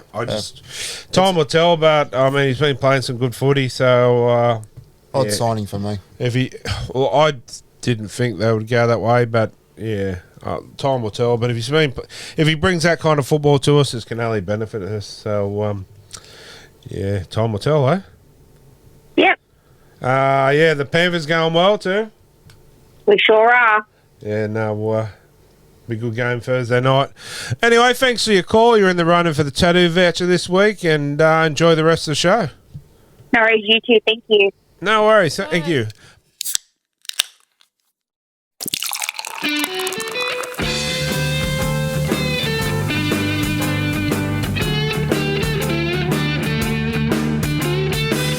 Who doesn't love a nice cold beer? And the best cold beer is not some other mob down the road. The best cold beer in Newcastle is found at Thirsty Messiah. The Thirsty Messiah Brewery is found at 140 Lambton Road in Broadmeadow. Get on down there for some great beer at a great price. Support the local. Thirsty Messiah Brewery in Broadmeadow. All right, guys, time for caller number 3. Who we got there? Hey boys, it's Jason. How are you tonight? Yeah, good, champion. How are you? Yeah, mate, can't complain. The Knights are in the top 8. Well, life couldn't get much better. Yeah, no, that's it, mate. You got myself, Pugsley, and the crazy lady on the panel tonight. So, what's your question for us, mate? But the question is, are Penrith a protected species? I mean, looking on the weekend, Jerome Luai's hit with an elbow. I mean, for the bunker to call down and say put him on report, how does he not end up in the? And if the roles are reversed, everyone would want Nelson to Solomona's head. I don't think there was too much in it, to be honest. You look at it, he sort of, he hits Fisher Harris's arm. He didn't really. I mean, everyone that knows Nelson Solomona, if he got hit in the head, he's going to get up and he's going to bark and want blood, and rightly so. But he didn't butter an eyelid. So, but did he? Well, by the rules, did he lead with the shoulder? He didn't wrap the arm. Yeah, so but then you got to go back to Jared Weir-Hargraves. How many times does he get? Same with Nelson. Absolutely. And Jack the bed sheet. But I just look at the other ones that they sent blokes off for on the weekend. Oh, Some of them yeah. were ridiculous. They were and then they let that one go when it gets reported by the bunker. My point here is the whole system needs to have a revamp, and the whole judicial system needs a revamp, because the people that are doing it have got no idea whatsoever. I had a little thing on the weekend. It was Stevie Wonder dressed in the bunker gear, because that's who was running the bunker. But there needs to be a whole structural system change with the bunker, the lot, because it's too inconsistent. Exactly. The problem, if we had a revamp of the bunker, we'd all have nothing to argue about. Yeah. Well, this is true too, but if it wasn't Jerome Luai, would there be as much of an uproar no, on the internet? no. No, of course not. Everybody hates Jerome Luai, except for me. I love him. I don't hate the bloke, because I've seen a side of him that a lot of people don't see. Like, he's the first to stop for fans, and he's the last to leave. Well, our daughter was at Green Hills 2 weeks ago. Green Hills, around the corner from my work, and she sent me a photo. Jerome Luai was there. Oh, God. I'm still heartbroken. Yeah, she wasn't heartbroken. She wasn't over her husband. She was heartbroken that she missed Jerome Luai. But no, I mean, a lot of people take the piss out of him. I'll say that because, but they don't see the things that he does off field to fans as well. Yeah, he might have a mouth on the field, but that's good football. I mean, Cody Walker, hold my beer. Oh, Mike Ennis in the day. Yeah, 100%. One of my favourites is Tyson Gamble. Like, he's got a mouth on him. I love it. Bring it on. Let it go. It's all banner. What happens on the field stays on the field. You know what? Yes, I must say, my wife's first year at the football this year, I finally got her to get season tickets, and she's loving it. But her favourite player is Tyson Gamble because of the way he did. Like I always say, everyone loves a little gamble. Yes. Most people. So, but you know what's funny? I've met this lady on Facebook. Her name's Karen. She's not a Karen. Her name's Karen. Does she own a diner? She's actually a Parramatta supporter. Yay. And she loves Jerome Luai. She asked me to Photoshop her head because I had a photo with Jerome Luai. She wanted me to put her head on my body so she could have a photo of her and Jerome Luai. Does she own a diner? If she does, I'm going to eat there. Hi, Karen. Anyway, mate, I hope that answered your call for you, your question for you. And, I'm not sure if we're any the wiser, but I hope that's... If we are protected, that's nice. I hope it stays that way. Mate, you heading to the game this week? Absolutely. Mate, hopefully we'll see you. Come up and say good day, and, we'll go the Knights, eh? Absolutely. Thanks, guys. Thanks, champion. See ya. Cheers. Bye. I gotta be honest, one of my favourite things in this life is to sit down with some amazing meat and just stuff my face full of it, and the best meat that you will come across, honestly, is found at Steak and Chops Butchery at Tanilba Bay. Jump on their Facebook page and check out some of the prices and some of the specials. The quality is outstanding, the prices are excellent. You really can't go wrong. Steak, chops, sausages, mince, lamb loins. What more could you want? Get on down to Steak and Chops. That's 69 Beatty Boulevard in Tanilba Bay. Tell them the Sasquatch sent you. All right, guys. Time for caller number 4. Who we got? Yeah, we got Corey. How you going, boys? Yeah, good, mate. Got the crazy lady on the panel tonight as well, mate. Oh, hello, crazy lady. How are you? Yeah, great. I mean, I've been called worse. Mate, what's your question for us tonight, champion? I don't really have a question. I've got more of a challenge if you boys are up to it. And girls? No, that leaves me out. He said boys. Shoot away. Okay. The boys have to pick their best 17-man team. God, we're going to be here all night. But you can only use one player from every team. Tyson Gamble straight up. Can I have 17 gambles? No, because you can't have 17 people from the one team in that team. One player from every team. All right, well, that's our homework. We'll do it for next week's show. Yeah. But the crazy lady picks the winner and you can't tell her whose team's what. I'm going to pick whoever's got the best Panthers player in there. I know who you're going to have. James Fisher-Harris. But then, okay, you pick him. Where do you play Nathan Cleary? I don't. Can I have Spencer Linu because he's going to be a Rooster? Brian To'o. Is this like Supercoach or something where you got to try and jostle your side? So, can I take Spencer as well, seeing he's going to be a Rooster next year? I don't care. It's up to you. Or is it this year's teams? Well, No. that means I can have Whoever I Brighton play too, for 'cause this it's year. going to be a All right. Technicality. That's our, yeah. All right, we'll take that on, mate, and, yeah. What's the prize? One of them Knights jerseys? No, whoever loses has got to do something for the winner, I reckon. Foot massage? Tattoo. I can't be the judge because it's a conflict of interest. No, it's not. Smitter's already won then. That's my girl. Sorry, rigged. Corey. It's rigged. You're gonna have to lick me toes and rub them. I know what side my bread's buttered on, sorry. Oh. But you won't know what team he picked. That's the problem. Well, he's already won he's won my heart, so. Oh, there's no competition then, is there? No. We'll throw it out there. We'll do it next week, Bugsy. And I also heard that it was your birthday last week. So happy birthday, Smitter. Was it last week? 2 weeks Well, the ago. week- 2 weeks ago. 21. Yeah. 21. One of them. I guess my present's still in the mail, is it? Well, I prayed for the Knights to get into the top 8, and that happened this weekend. So there's your present. All righto. Thanks, mate. Mate, we appreciate your call, and we'll get that done next week. And stay tuned for next week to see who you think's the best team. Yeah, it's all for a bit of fun. All right, mate. Enjoy the rest of the show, and yeah. All right, I'll keep on listening. Cheers, bro. All the best, guys. Have a good one. All right, guys. It's time for caller number 5. Who we got there? How you going, guys? It's Snowy from Snowy Sensational Pie Reviews. Oh, how are you, champion? Good, guys. How's it going? Good, mate. What can we do for you?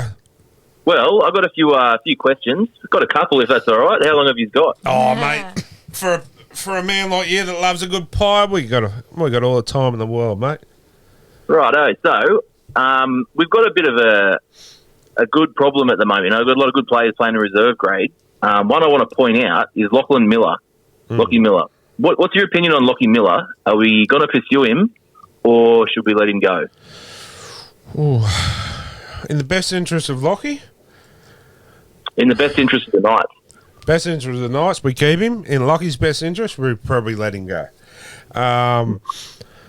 But I would like to keep him. I know a lot of people go, oh, he's not a centre or nothing. With Dominic Young leaving. Yep. We look at pushing Gay Guy to a wing, plays unreal on the wing for Queensland. Yep. Lockie Miller in the centres. Yeah, for sure. That's what I would like to see. I think he's got a lot of speed. I think he's really been wasted in the lower ranks. And even for me, I think he could, if we train him up as a half, I think he's playing 5'8" for reserves at the moment.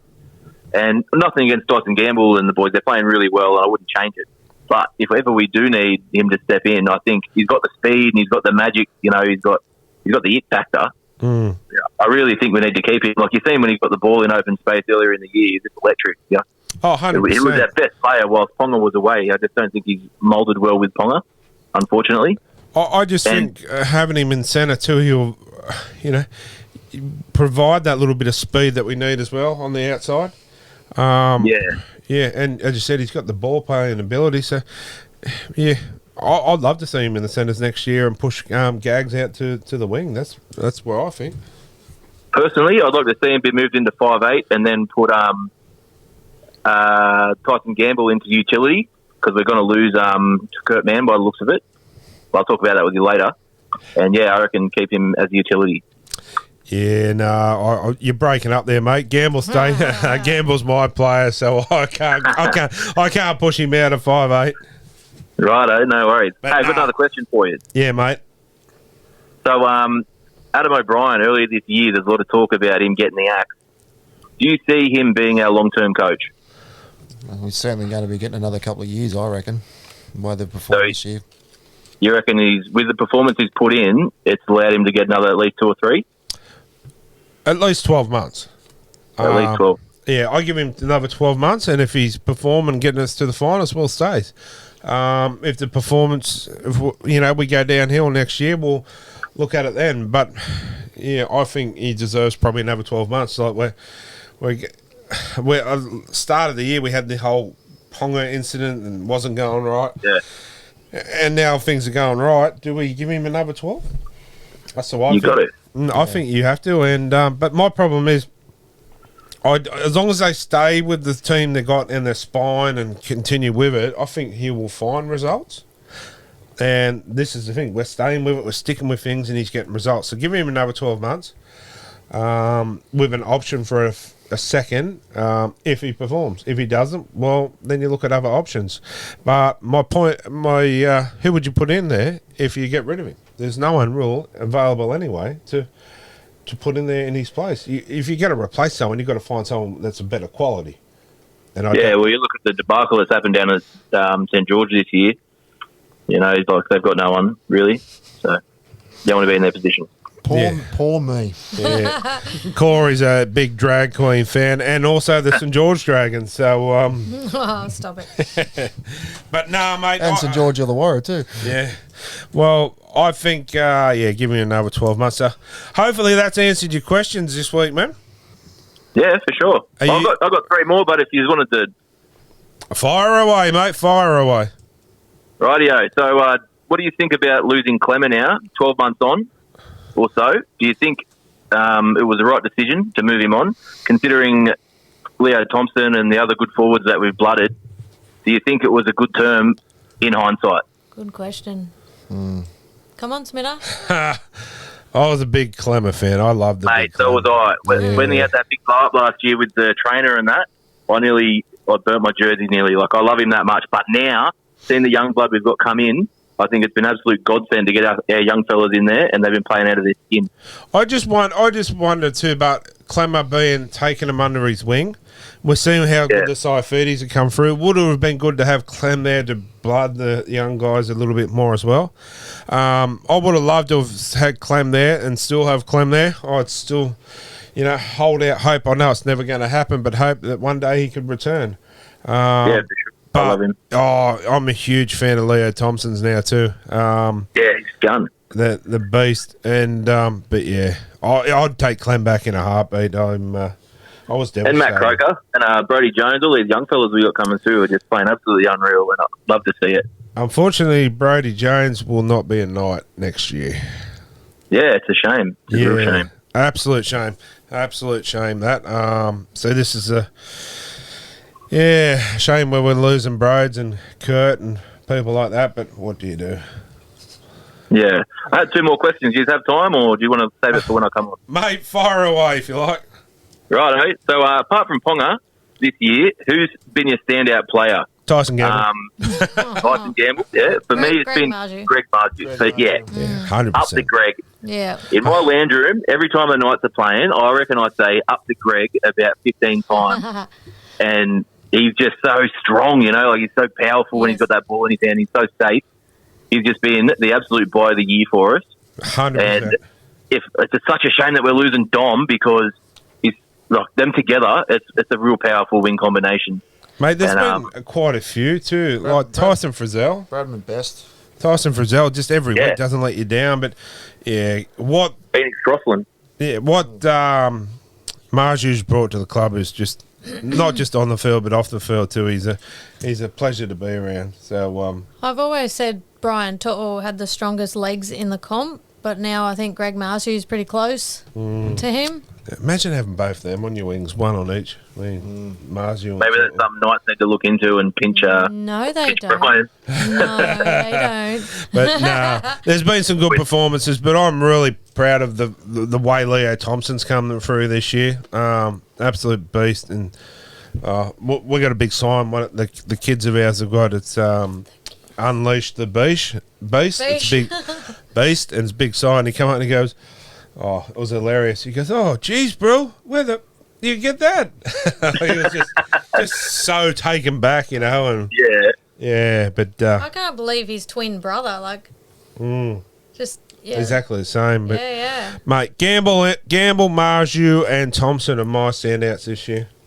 Yep, I'd have to agree with you. Them and Phoenix Crossland as well. He's come a long way. Yeah, for sure. 100%. And your last one, mate? So, was about Kurt Mann. It looks like he's not going to re-sign. Would you like to see him re-sign, use as a utility, or are we going to get someone else in to be a utility, like maybe Phoenix Crossland when our Hooker comes back? His name he's gone out of my mouth at the moment. I can't think of him. Jaden Brayley. Yeah, Brayley. When Brayley gets back, like, do we re-sign Kurt Mann or do we let him go because we've got Phoenix Crossland playing such good footy at the utility and just let that happen?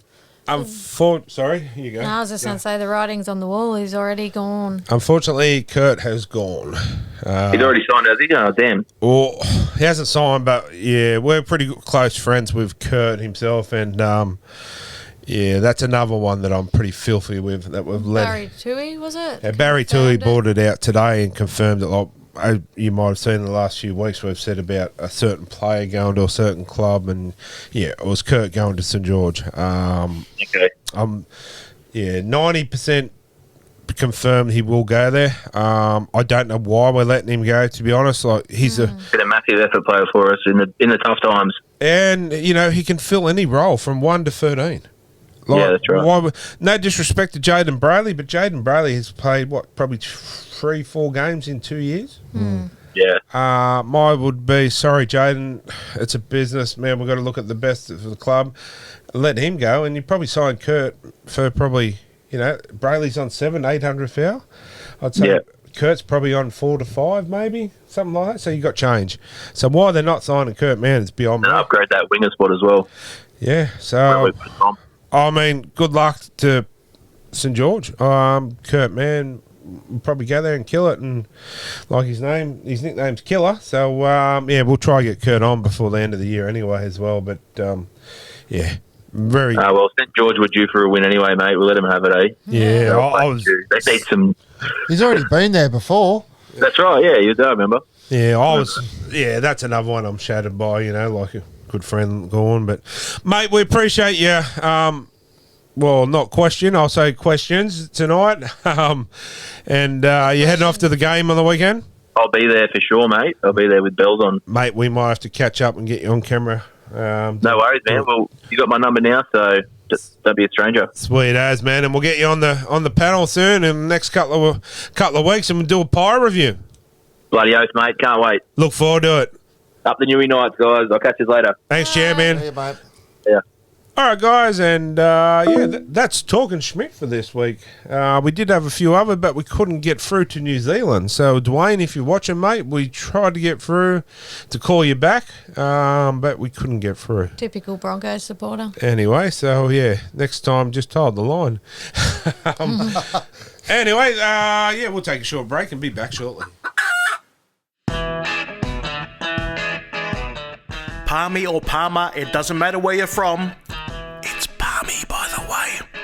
The best schnitzels in town are just around the corner at Harry's, where they cook chicken the way nature intended, flattened, crumbed and golden. Nothing beats a good schnitzel. There are burgers, there's chips, there's all sorts of wonderful food there to be had.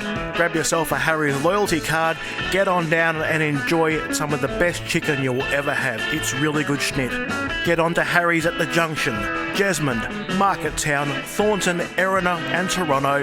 It is Sasquatch approved. It is Nighttime Podcast approved. Harry's Schnitzel's the best in town. All right, guys, welcome back. It's time for a bit of humour for the night, and crazy ladies jokes of the week. I apologise if these are not funny, but I'm scraping the barrel here. We'll laugh anyway. Okay, that'd be great. All right. I was in the pub the other night, and my friend Denzel comes rushing in. He says, "I need a favour." I said, "What?" He said, "I got a young woman in the back of my van that I met in here. Well, she wants me to shag her, but me wife's just called and she's got me tea ready. I have to go home." "What do you want me to do about it?" I replied. "Well, you get in the van, pretend to be me, and give her a portion," he said. Well, I got into the van, and bloody hell it was dark. I could barely see the woman, but she was very friendly. Anyway, we get underway, and just as I'm giving her a stuffing, a policeman shines his light through the window. "What are you doing in there?" he said. "I'm shagging my wife," I replied. "Oh, sorry, I didn't realise she was your wife," said the officer. "Well, neither did I till you shone your torch." Dun, dun. That's yeah. I told you I That was was good. Oh, that was I good. told you I was scraping the barrel. No, that was a good one. Not for his wife. A man escapes from a prison where he's been locked up for 15 years. He breaks into a house to look for money and guns. Inside, he finds a young couple in bed. He orders the guy out of bed and ties him to a chair. While tying the homeowner's wife to the bed, the convict gets on top of her, kisses her neck, then gets up and goes into the bathroom. While he's in there, the husband whispers over to his wife, "Listen, this guy is an escaped convict. Look at his clothes. He's probably spent a lot of time in jail and hasn't seen a woman in years. I saw how he kissed your neck. If he wants sex, don't resist, don't complain. Do whatever he tells you. Satisfy him no matter how much he nauseates you. This guy is obviously very dangerous. If he gets angry, he'll kill us both. Be strong, honey. I love you." His wife responds, "He wasn't kissing my neck. He was whispering in my ear.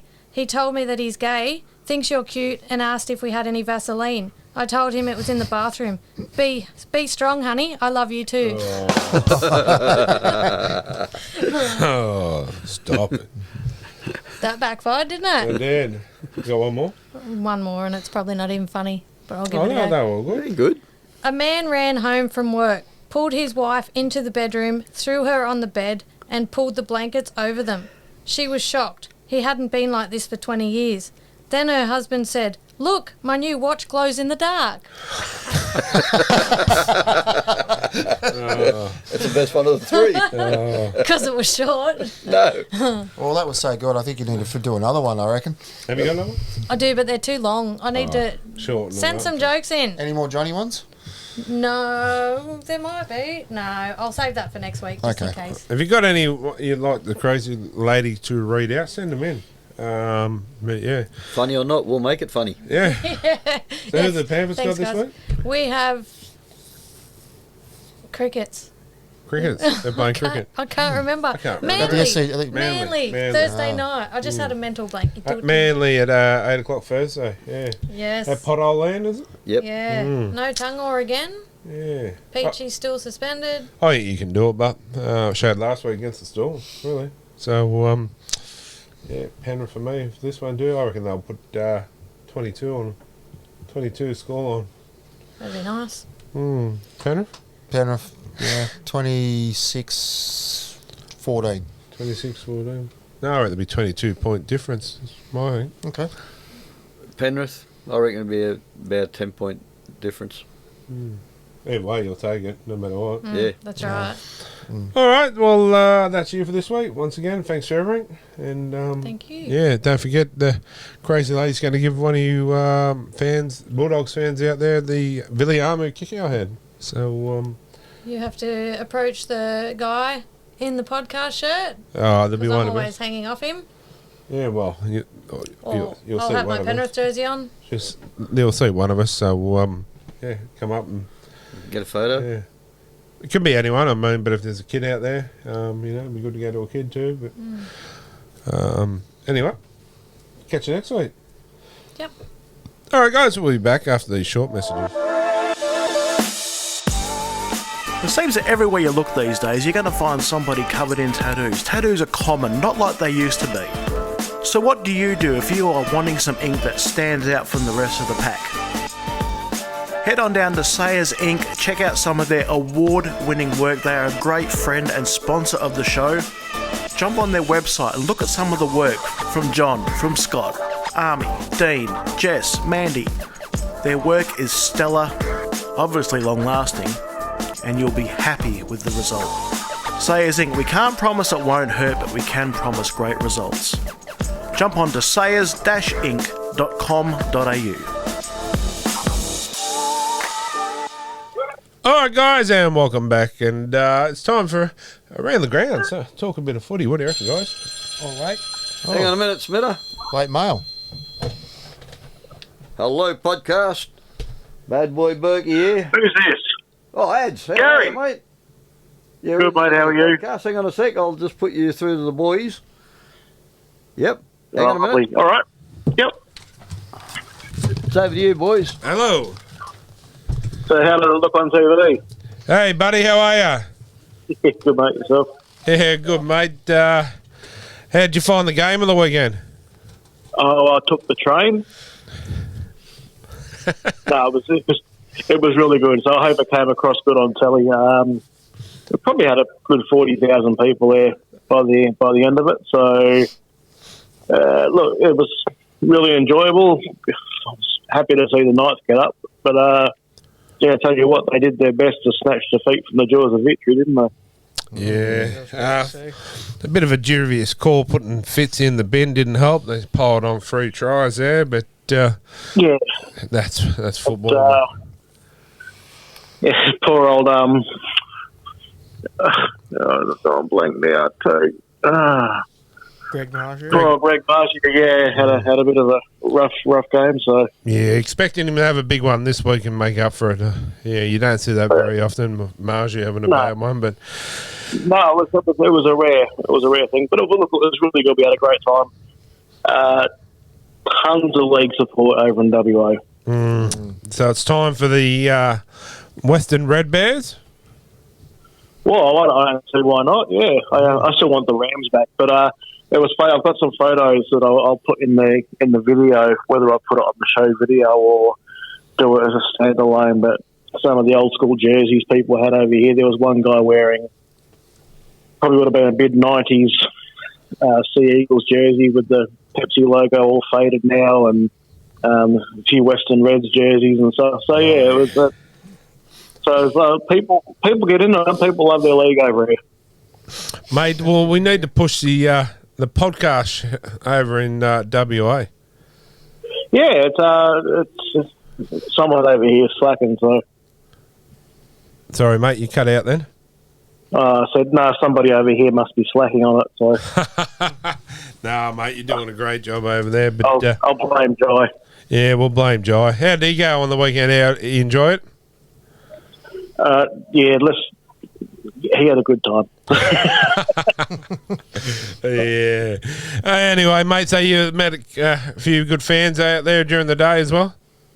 Yeah, I spoke to a few people. Look, it was a great day, and it was really good to have. Obviously, we don't get a chance to do the Knights over here much. There was a lot of support for the Fins Up parade, though, surprisingly. A lot of support for the Dolphins and heaps of Rabbits fans. Yeah. I think I've made a post, Rabbits fans actually breed like rabbits. So, yeah. Did you come across any Vasalos over there? There might have been one in the Dolphins mascot suit. He was running around, prancing around. I'm not sure. So wasn't Frank? The way he moved. No, the way he moved was a bit Vasalo-ish. So. Oh, mate, we appreciate you everything you do for the show, as we said, and glad you've finally got to a game over there. We're hoping that within the next couple of years that you get a team over there. But in saying that, by then you'll be living in Newcastle, so it doesn't matter. Yeah, well, yeah, it just shows you how keen I am because it's my anniversary and I'm speaking to you guys. Mate, and saying that, it's time for you to leave, and we'll catch you next week. No, absolutely not. Don't worry about that. That stopped a long time ago. My poor old wife has to lay there now fantasise that she's someone else. Oh, mate.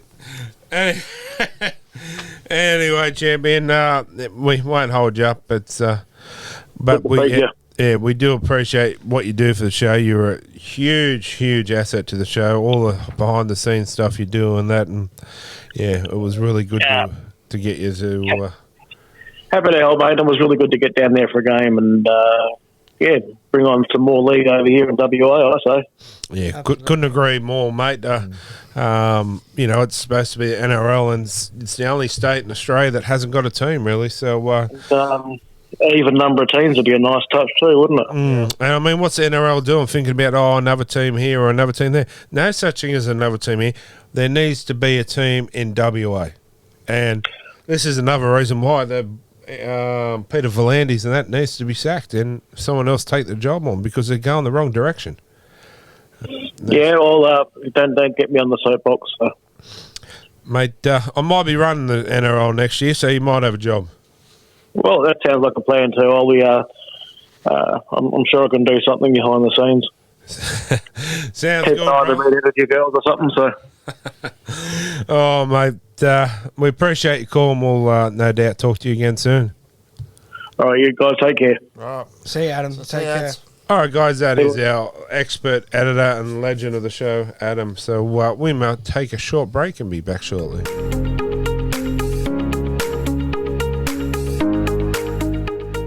Purnell's Awards and Apparel is your one-stop shop for everything you might need for your business or your sporting club. Have a listen to this. There are corporate awards, cups, trophies, display cases, drinkware, giftware, medals, perpetuals, plaques and shields, and even apparel. There's so much there. It's great stuff. It's great quality at a great price. Head down to Purnell's in 2 locations, purnells.com.au or email winner@purnells.com.au. All right, guys, and welcome back, and it's time for Around the Grounds. Big Gaz. Alrighty. We got the Roosters against the Bin Chickens. Roosters 26, Bin Chickens 16. We actually I thought we tipped Manly last week in this one. So did. I thought, yeah, so I think I changed it. Don't lie. No, I'm pretty sure I did. I think the only ones I got wrong was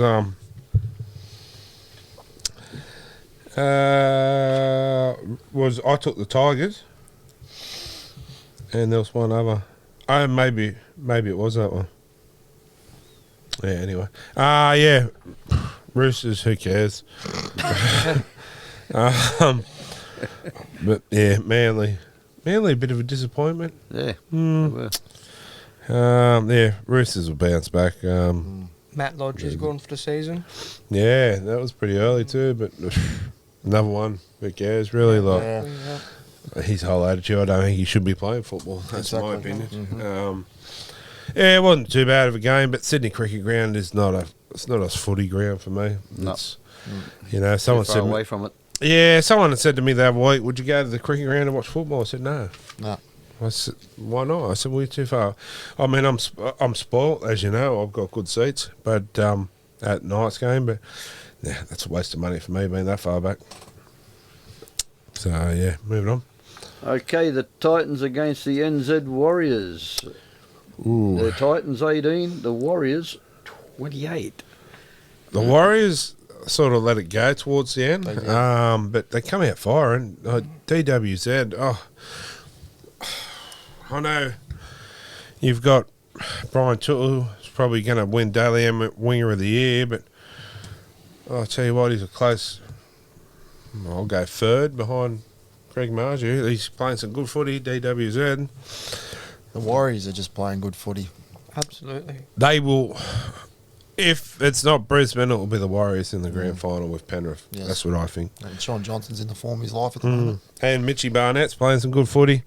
Aidan Fanua-Blake has just changed. He's become a wrecking ball, an absolute machine. And, only getting better. I think the Warriors got the better one of the two reserve assistant coaches from Penrith. Yes. That's my opinion. They're going well. Penny Panthers 26, Melbourne Storm disappointing 6.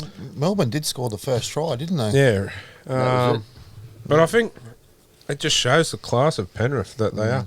They'll grind you out until they just pull away enough to win. Yeah. And, I mean, the Storm. It's the Storm. They're not no slouch of a team.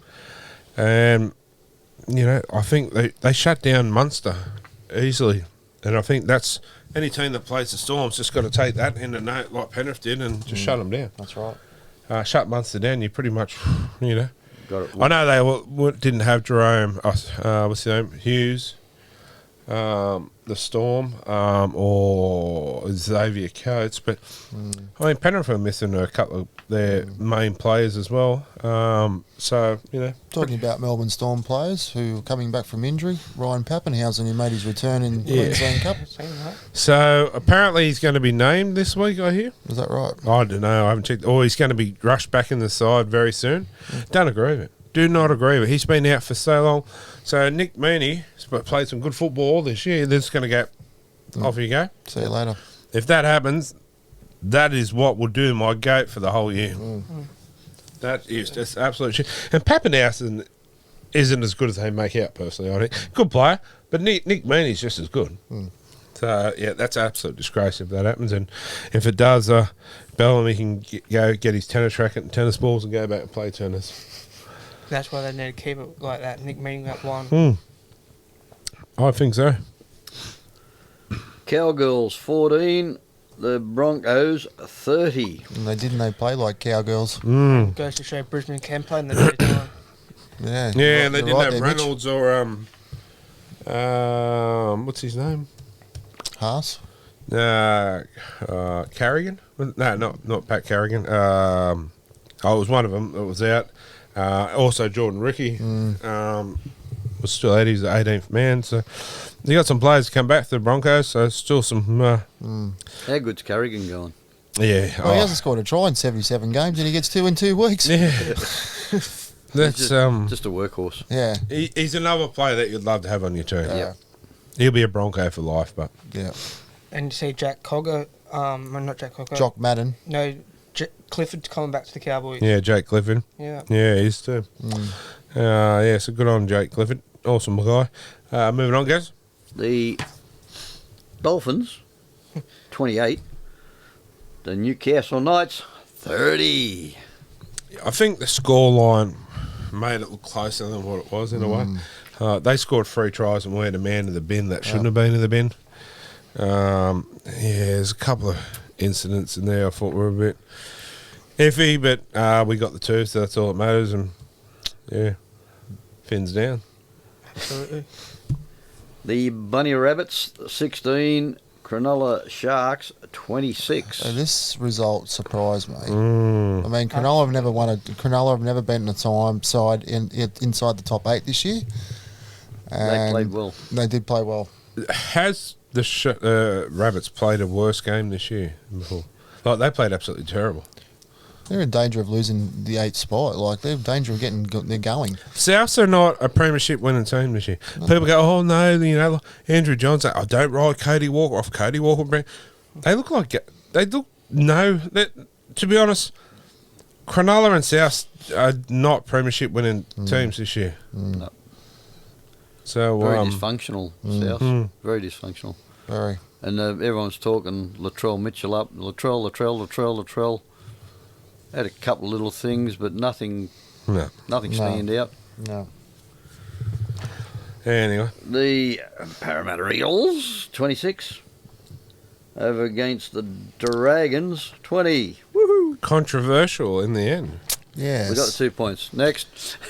Have to give credit to the Dragons. They played really well. They did play very well. I was very surprised. Like I think I touched on it last week. The Parramatta were going to put about 50 on us. You did. And so, okay.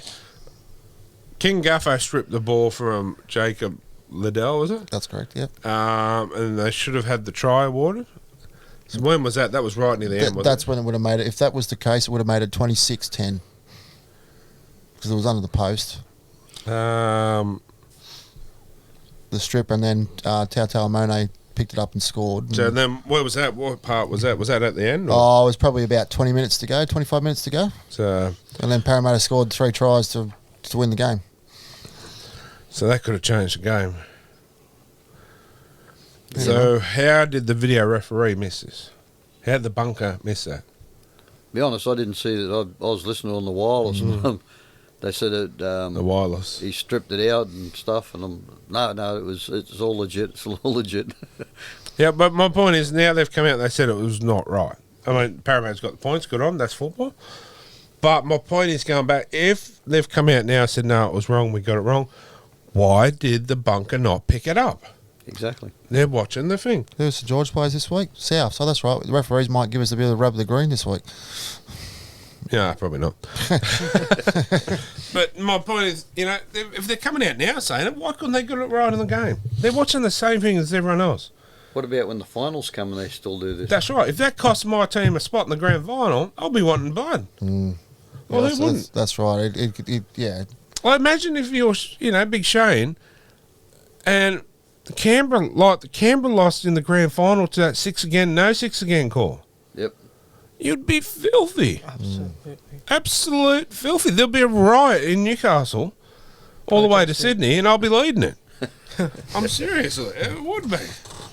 It's not. It's gamble time. It's riot time. You're doing plenty of things for the NRL when you decide to run it, don't you? Oh, well, hopefully they'll give me the job. But We'll all be secretaries and we'll do all the work.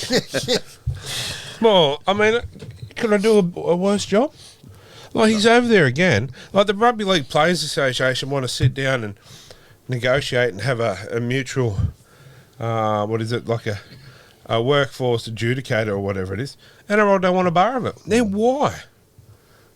You've got to both sit down and, work it out together. Peter V'landys saying, no, I don't want to, bad luck, I'm walking away. He's over there trying to promote the game in Vegas. Mate, you shouldn't be running the game. You got no idea. You did a good job during COVID, but you're doing all the wrong things now. Time to leave. Vote one, vote Smitter. You have our vote. Yep. Of course you do. You're You on heard your it here. payroll. Vote Smitter, Thank you. number one. Shano's Canberra Raiders 22 against the West Tigers 18. I tell you what, I was close, wasn't I? You were? I took the Tigers in upset and I was close. If there was another 5 minutes left, I think the Tigers would have had that. Jeez, they give Johnny Bateman some. Yeah, I've seen that. Raiders fans, jeez, they gave him wouldn't a they want? serve. Wouldn't they what? But you would, eh? Yeah. But I will be honest, I'm a bit disappointed in Canberra this year. I like Canberra, I really do. I was expected more from them, to be honest. Yeah, so hopefully next year, Big Shane. Well, I mean, they're still not out of it, but yeah, I like Canberra personally, but be good to see. I know the problem. I know why they're not going good anymore. Not the milk. There's no green milk anymore. You think it's the green milk that It's does the it? green milk. Yep. Might have to bring it back. What do you reckon? Well, Big Adam over there in Western Australia can get green milk, so might be a long haul. I don't think I want to try it if he sends any over for Oh, give me some milk and leave it out long enough, he'll go green. Does it send you into the Hulk? Yeah, well, it could. But nah, that's, yeah. Hey, that's around the grounds. So That's this around week. the grounds.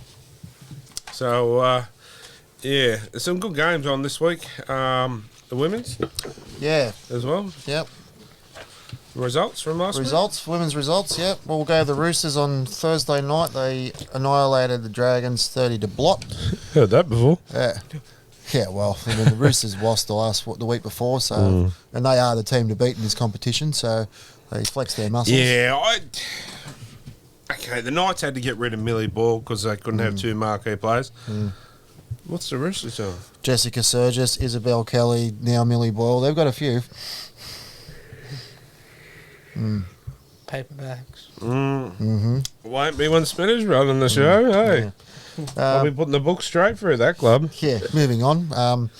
Broncos defeated the Cowgirls 40 to 12. As I was touched on before, the lady that's got 4 tries. Yeah, they had a pretty good game against these guys, and I thought the Cowboys actually would win this one after beating the Knights. Yeah. But I know the Broncos were too strong in this. Moving on, the Titans in a low-scoring affair defeated the Sharks 10 to 8. Yeah, another game where it was obviously very tight there, and good on the Titans. That's 2 in a row for them. And then we'll go on to the last one before we touch on the Knights. The Raiders defeated the West Tigers 28 to 22. I believe that's the first loss now for the Tigers in this competition. I've got to touch on something here, which I've probably got to be careful how I say it, because I don't want to come across rude or discriminative or anything, because that's not what I'm saying. But the young lady that had the goatee, so to speak, I believe she's making the transition to a man. Do you find that unfair advantage on the rest of the girls? Me, yes. I think they've had this issue in another code with another in the ladies AFL where a woman was. Okay. You play for St George. Yes. You decide you want to be a woman. Yeah. Will they let you play still in the men's comp? Probably not. Or might be. If she's taken steroids, She's getting unfair advantage on the rest of the Well, women. what is she doing playing if she's got steroids? Shouldn't that be a banned Wouldn't that be substance? Asda? It's drugs. That's what I mean. Like, I don't. Can't see where it should be allowed. I'm not against her if this is the way she feels. 100%. You know, you go, girl. Like, it's up to her. Oh boy. Well, yeah, you know, but I just think it's an unfair advantage She's on steroids. If a bloke's on it, you're suspended. See ya. Yeah. Court and everything. So, yeah. Anyway, that's just a little touch on that. We won't worry about any more. No, I just had to get that off my chin. we'll finish with the Mighty Knights girls who trounced the Parramatta Eels 38-4 in the rematch of last year's grand final. Bit of controversy in there. Yeah. What's her name? Got sent off. Kennedy Sheridan. Yeah, that's her. Yep. How many weeks? I still haven't seen that yet. Oh, she was pretty nasty. Alex McKinnon, all over. I mean, she's got to get. She's got to get a fair chunk. What's left? 4 weeks of the season? No, I probably know what's they've got. So there's 10. Yeah, probably 6. Yeah, plus finals. Yeah, for me, she don't come back to the finals. It was pretty nasty. She was very lucky too. The lady that got upended. Very, Lucky she very, got very lucky. I watched it a few times on TV. When she was coming down, she took her hands away from her, but it was all too late by then. But and they go, oh, she was remorseful. She was no intent. Well, no one really goes out there to do that. Everyone's that, so you can't excuse it. And I'm sorry. Like, I know she's probably a nice lady. She didn't mean it, but okay. David Clemmer goes out and does that tomorrow. How long's he get? 6 weeks. At least. Yep. She got to be. It got to be 6 weeks because I'm telling you, I looked at that. As soon as I seen it, I thought of Alex McKinnon. It's as bad tackle as Alex. To be honest, I haven't seen a tackle this bad since Alex McKinnon. To be honest, like it was brutal. Yeah, dangerous. Good on the girls though. They've 2 from 3 now, and they've and that what's his name? That lady Georgia Roach that come over from the UK signed a 5-year contract. She hit the ground running very well. I missed the game actually through had some family. Another lady, Sheridan Gallagher, on the wing. Now she last year played for the Western Sydney Wanderers in the ladies soccer. Oh, right. And she's made the transition to rugby league, and she's only played 4 games, and she's playing very well. I missed it on the weekend with family commitments, but it'd be good to check it out this weekend live. So, and really, we might do a real good report this week. But just trying to think. Young Southwell, how'd she go on the weekend? She went very well. Yeah, she come back. No, that was Hannah. They returned from injury. Yeah, Jessie, she played very well. She kicked 5 goals out of 7. And steered the team around as well. Tamika Upton was a class again. Oh, so that was my next question. And again, the forwards, the Butlers and the Predabons and that. Okay, who's the best player in the women's comp in your mind? I'm going to go either Isabel Kelly or Jessica Surgis, one of them two. Probably Tamika Upton. Yeah, I'll go. She's in there. Yeah. Just the way she reads the game and how she's got that football brain. She's got that. So yeah, and looks like she's going to be a Knight for a long time. So it's good to see some of the younger, lesser names, so to speak, too. Like there goes the ball. But you know, like your is it Pettybourne and all those ones stand up this year. Yeah. Yep. So well, that's the thing. Like this Rima Butler, I've never heard of her. She wasn't in the squad last year, and she's really taken the filled the shoes quite well of Millie. So interesting to see how they go this week. Anyway, so moving on and those results. Yeah, that's the results. So this week, who we got this week? You want to get into who we got this week? Yes. For the women's? Yes. Just find the page for that. Here we go. We've got the Titans. They play the Titans. Do you want to do the team list? Yes. Okay. Well, the girls for the fullback we've got Tamika Upton, and the wingers are Sharon Gallagher and Jasmine Strange, and the centre pairing of Shanice Parker and Abigail Roach. The 5'8" is Georgia Roche, and the halfback is Jessie Southwell. In the forwards, blocking the scrum is Hannah Southwell, and the second rowers are Yasmin Clydesdale and Felia Kia, and the front rowers Simone Carpani, Rena Butler and Olivia Higgins, and on the interchange bench we have Nita Maynard, Kayla Romanak, Leisha Albert-Jones and Taylor Predabon. Nice.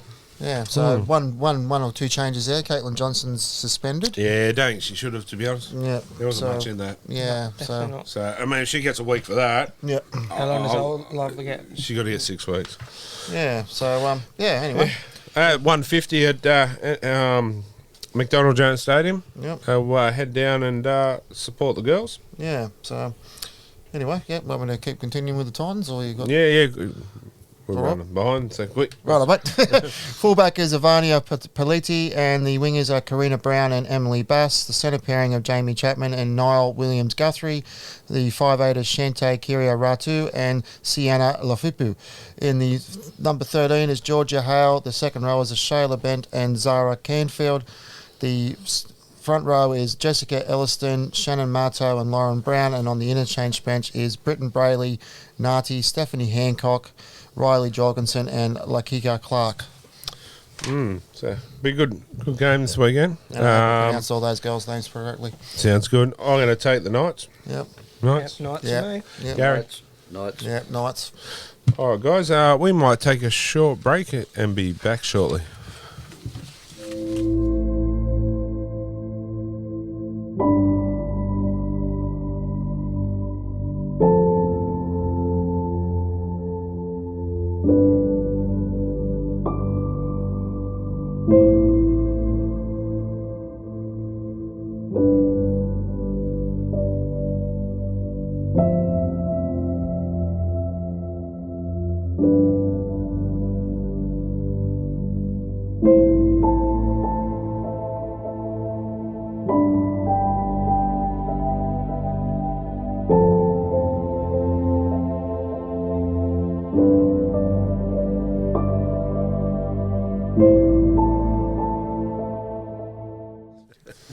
All right, guys, and welcome back. It's time for this week's games. Big Gaz. Do you want me to read them out? Oh, okay. No, You can, yeah. I can read them out. Okay, yeah. Off Ready? you go. Are you all ready? Not falling asleep over there, Gaz, are you? Good? On Thursday, we have Manly against Penrith. Penrith. Pretty straightforward. Penrith by 22. Holy dolly. That's not Sorry. even your bold prediction. Penrith. Penrith by 30. Penrith. Penrith for dudes. And we got Cronulla Sharks against the Gold Coast Titans. Cronulla. Yep. Cronulla. Same. Oh, Brisbane against Para. Now think about this. Para's on the comeback. I just want to sort of throw that out there. No, they'll be back and dropping down the 8 after this week. yeah. Brisbane. Brisbane. Yeah. Me too. And they got the good end of the stick last week. Now they're going to get the good end this week. Yeah, it's got to be the ponies. When is Regan Campbell-Gillard coming back? I don't know. You're a Parramatta supporter. You should know, shouldn't you? I haven't heard anything yet. Yeah, Must be he getting got a close. fair bit, didn't he? They're about 4 to 6, didn't he? I think it's the end of the He season. got 4. 40. He's probably got another week or two. Damn. I'm going to go Para. I can't not do him. I hear Regan Campbell-Gillard did a Hartledge. Not a chance. The Bunnies against... Yeah. It's a flip of the coin, isn't it? Oh, we paid $6.20. Who decided to give us $6.20? Oh, seriousness, the Rabbits couldn't have played that badly again, could It's in they? cans too. I'm going to go the Rabbits. I think Latrell might make a bit of difference there after the first look, run. He didn't play that good last week, No. so... Can I just throw in and say every time Souths play St George, Latrell and Cody always have big games. So it'll be on like Donkey Kong for those guys this weekend. So you're going to go St George? No. I'd love to see him win, but no. Actually, I'm going to go Smoky. I'm going Dragons. Are you? Yeah. $6.50. That's. So if he smoke you, you're the bandit? Yeah, that'll do. I'm going. After how the You're Dragons going to bet played responsibly on this one? Or? again, Parramatta, I think the Dragons might take it away because South didn't really show up last week, did Yeah, they? he's right. He's got a... but yeah. Hey, it's the Mitch, I Dragons. hope you're damn right. Yeah, I'm going the Dragons. You're going to have a 20 and Yeah, bet maybe have a responsibly? 5. Hey? I've got to go responsibly, so Yep. I'll go 5. Good on you. How many beers you had tonight? Not enough. Anything's possible. Moving on. All right, we've got the West Tigers against the Warriors. I mean, the Tigers are playing some good footy, but it's hard to go past Warriors, isn't Warriors for me. it? But, I mean, there is going to be some upsets in these last few rounds, Yep. but I'll take the Warriors. Yeah, Warriors for me too. The Roosters against the Bentfin Dolphins. Oh, not confident, but I'll take the Roosters. Do you think the Dolphins can do the double over the Roosters this year? Yeah, well, they could, but, I mean, the Roosters are not giving me anything, but I'll take them just. Yeah, I'm on you there. I'm going the Roosters. Roosters. And Dylan Harper's back. Is he? Roosters, yeah. Oh, Number there- 17. There you go. Well, I'm going to go to Bent Fins. Fins up, mate, this Fins week, up. eh? Fins up this week, eh? Yeah. So, do you do... Do you doing the fins up? So if you're on the Roosters, you going cocks up? What do you call it? What they call it? What do they call it? Cone. Cone. Cone. Close. So, Cut. saving cones, whatever. There we got the Storm up against Shane's Canberra Raiders. Do you know what? I like Canberra in this one. Do you know why? They've got a great record in Melbourne. You're not going to bring the milk up again, are you? I think it's going to be a good game, this one. It'll be a hard slog, I reckon. Melbourne don't lose 2 in a row, especially down Melbourne. Yeah, I'll take Melbourne. Upset Canberra for me. I'm going to go Canberra too. Oh, if they lose, I don't want to hear you crying over spilt milk. all Right, no worries. Green one at that. Yeah, That's it. yeah, but Canberra, Canberra's capable of pulling off anything, to be honest. All they've got to do is nail Munster and get him out of the game. What the hell is wrong with you? I don't know, I got the giggles. No, but they're capable of beating anyone. The rest of the, they've got they can do it. That's what I mean. I'm disappointed with them because they've got a team that can beat people. Anyway, moving on.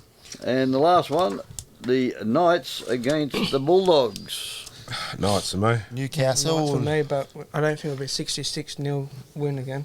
All right, are you going? No, I'm not. Are you going? Yes. Okay, Mr. Vassallo, I throw the challenge out to you. Yep. Tyson Gamble, Leo Thompson, Kurt Mann, Brody Jones score. Yep. Any of those, you have to do Goslings. You're right. Do you accept? But I'll be wearing this t-shirt. I don't want to wreck it. So I'll wear my nice shirts. No, wear the shirt. Just take it off and off you go. All right, bro. Yeah, advertise it. All right. And just have written across your chest, night time. Yeah, it's spray paint. No, you get Delwyn's lipstick. Put it on there. Oh, That'll do it. Anyway, moving on. Knights for me, yep. Yep, Knights. nice for me. Gary? I'm going to go to the Knights, but I want to... You want to take I've an got upset, to do you? wreck me round and get losses in every one of them. So I was going to go to the Bulldogs, but no, I'll go to the Knights. I think the Knights will be too strong. I've already said the Knights. And see it come out today. The Knights have re-signed Dylan Lookwood. Dylan Edwards, Oh, yeah. Dylan Lookwood, How many Lewis beers have you had? and Tawala. A koala. And Tawala. Yep. Sorry about pronouncing. I think he's had too many little dragons. I think he's had a lot of little dragons. Anyway, yeah, no, it's good. Yeah, Dylan good to Lucas. And Tawala, just a shame Brody didn't get that extra spot as well, but And it's Yeah. also member appreciation round this week. Round Yeah, this week. so there'll be a lot going on at the stadium. Anyway, bold predictions. Gary. I don't know the score, but I reckon the Bulldogs are going to take it to the Knights. Knights to win just. Just. Yeah, I'm with Gary. I think it would just be a just win, but Brody Jones, 2 tries. Oh, Yep. I like Off it. the bench, really strong. He's going to prove a point saying, come on, keep me. Oh, I hope you're right. Hope he does. I really hope you're right. That'll make my day. Absolutely. Gregory Marju, back to return to form, 3 tries. That's a bit savage. Well, I called him Gregory. No. 2 tries, yeah, but I said 3, three. that's very bold. Well, my bold prediction is that we're going to see a shirtless man in the crowd. What, Kurt, or... It's going to be Christopher Vassallo, because I do believe... Mr. Vassalino. I do believe I can smell a bit of gamble time, and I'm getting a little sense of Leo Thompson to score and get off the duck egg. It's got that little crystal ball going, haven't you? Yeah. Anyway, fridge, Gary, the fridge. Just check this out, ladies and gentlemen, boys and girls. What do I just open it from this side? It's so cold. Have a quick squeeze because I'm going to sit back down where it's nice and warm. It's a ripper, mate. It is a ripper. It is. And we want to give one away to someone. I want to give it away to someone. Yep. So yeah, there's 2 games this week. I believe Big Shane, the Panthers, and Manly versus Panthers for the men's and Knights versus Titans for the women's. so you heard that. Panthers and Manly for the men's, and Titans versus the Newcastle for the NRLW. So pick the scores in them. Winner will go into the draw, and someone at our last show this year, not our grand final show, but our review show, season review show, which will be the final one. We will do the draw, and somebody will be taking that home.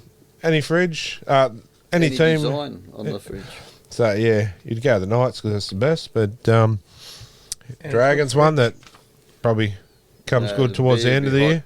The beer Yeah, it's sort of flickering on there every now and then, so it needs a few. Get a Parramatta one. Yeah, starts off good and then doesn't work. Yeah, that's right. So yeah.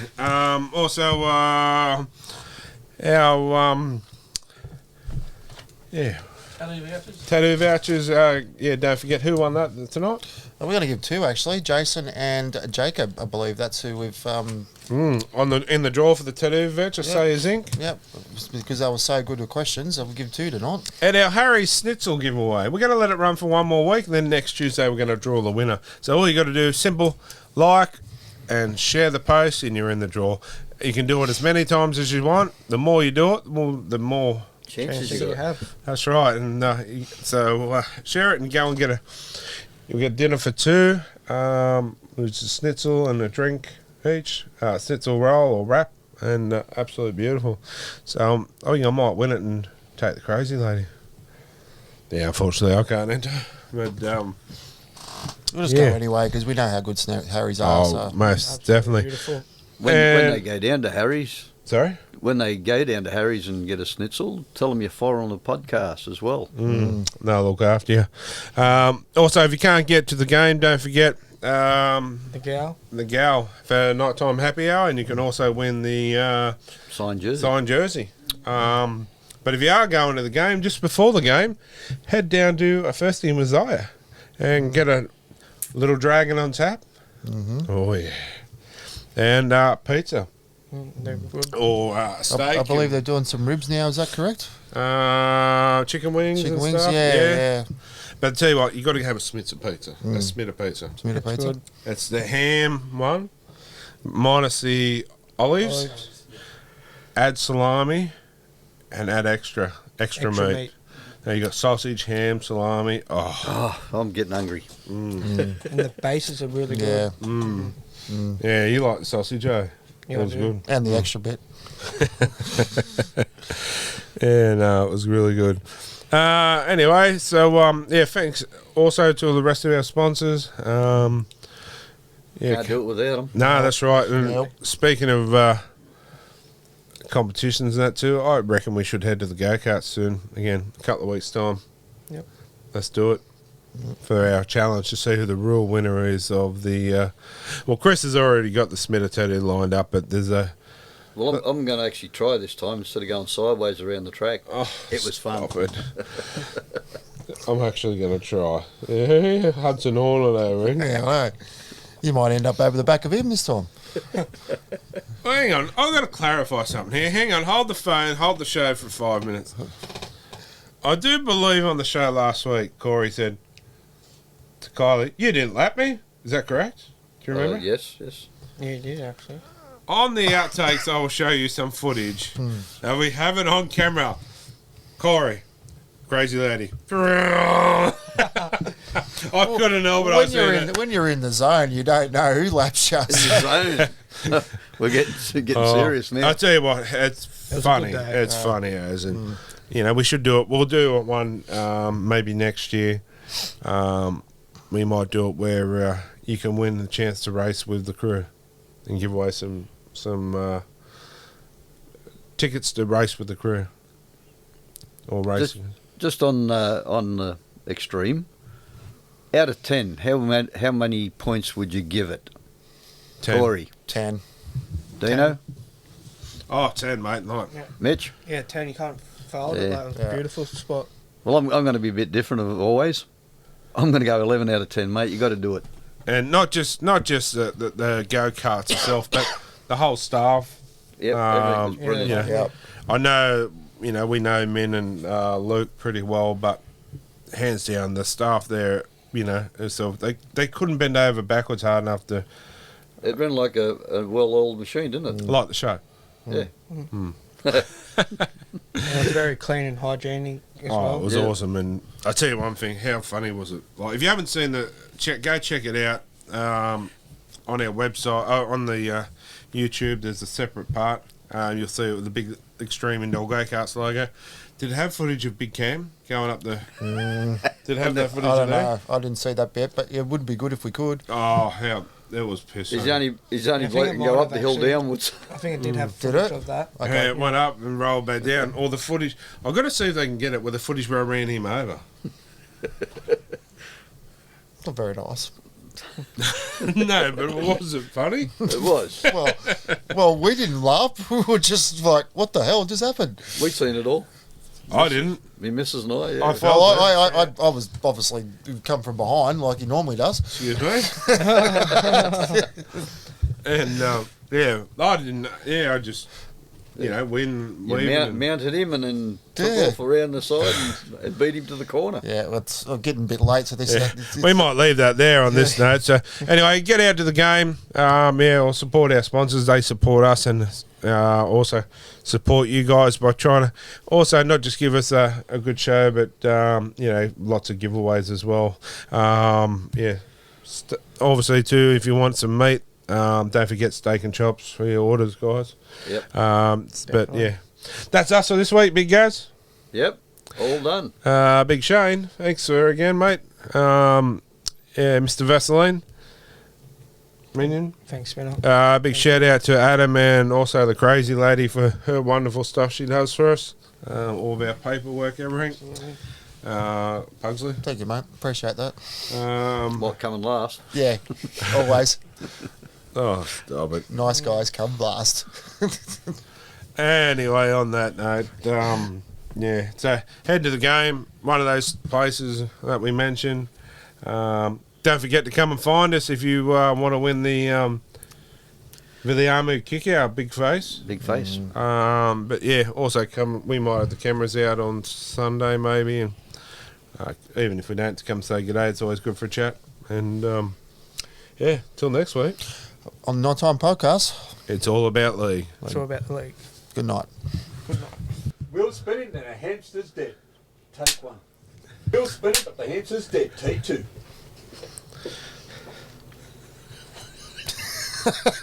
Hello. Hamster's dead and the wheels. It's not spinning, I tell you. They're both dead. Tonight, they have a beautiful crazy lady. Hello. It's all right. What? Joining us tonight, we got Pugsley. Hey, good evening. And they have a beautiful... Stop it! Stop it! I didn't do anything! I really am going to piss myself. Yes.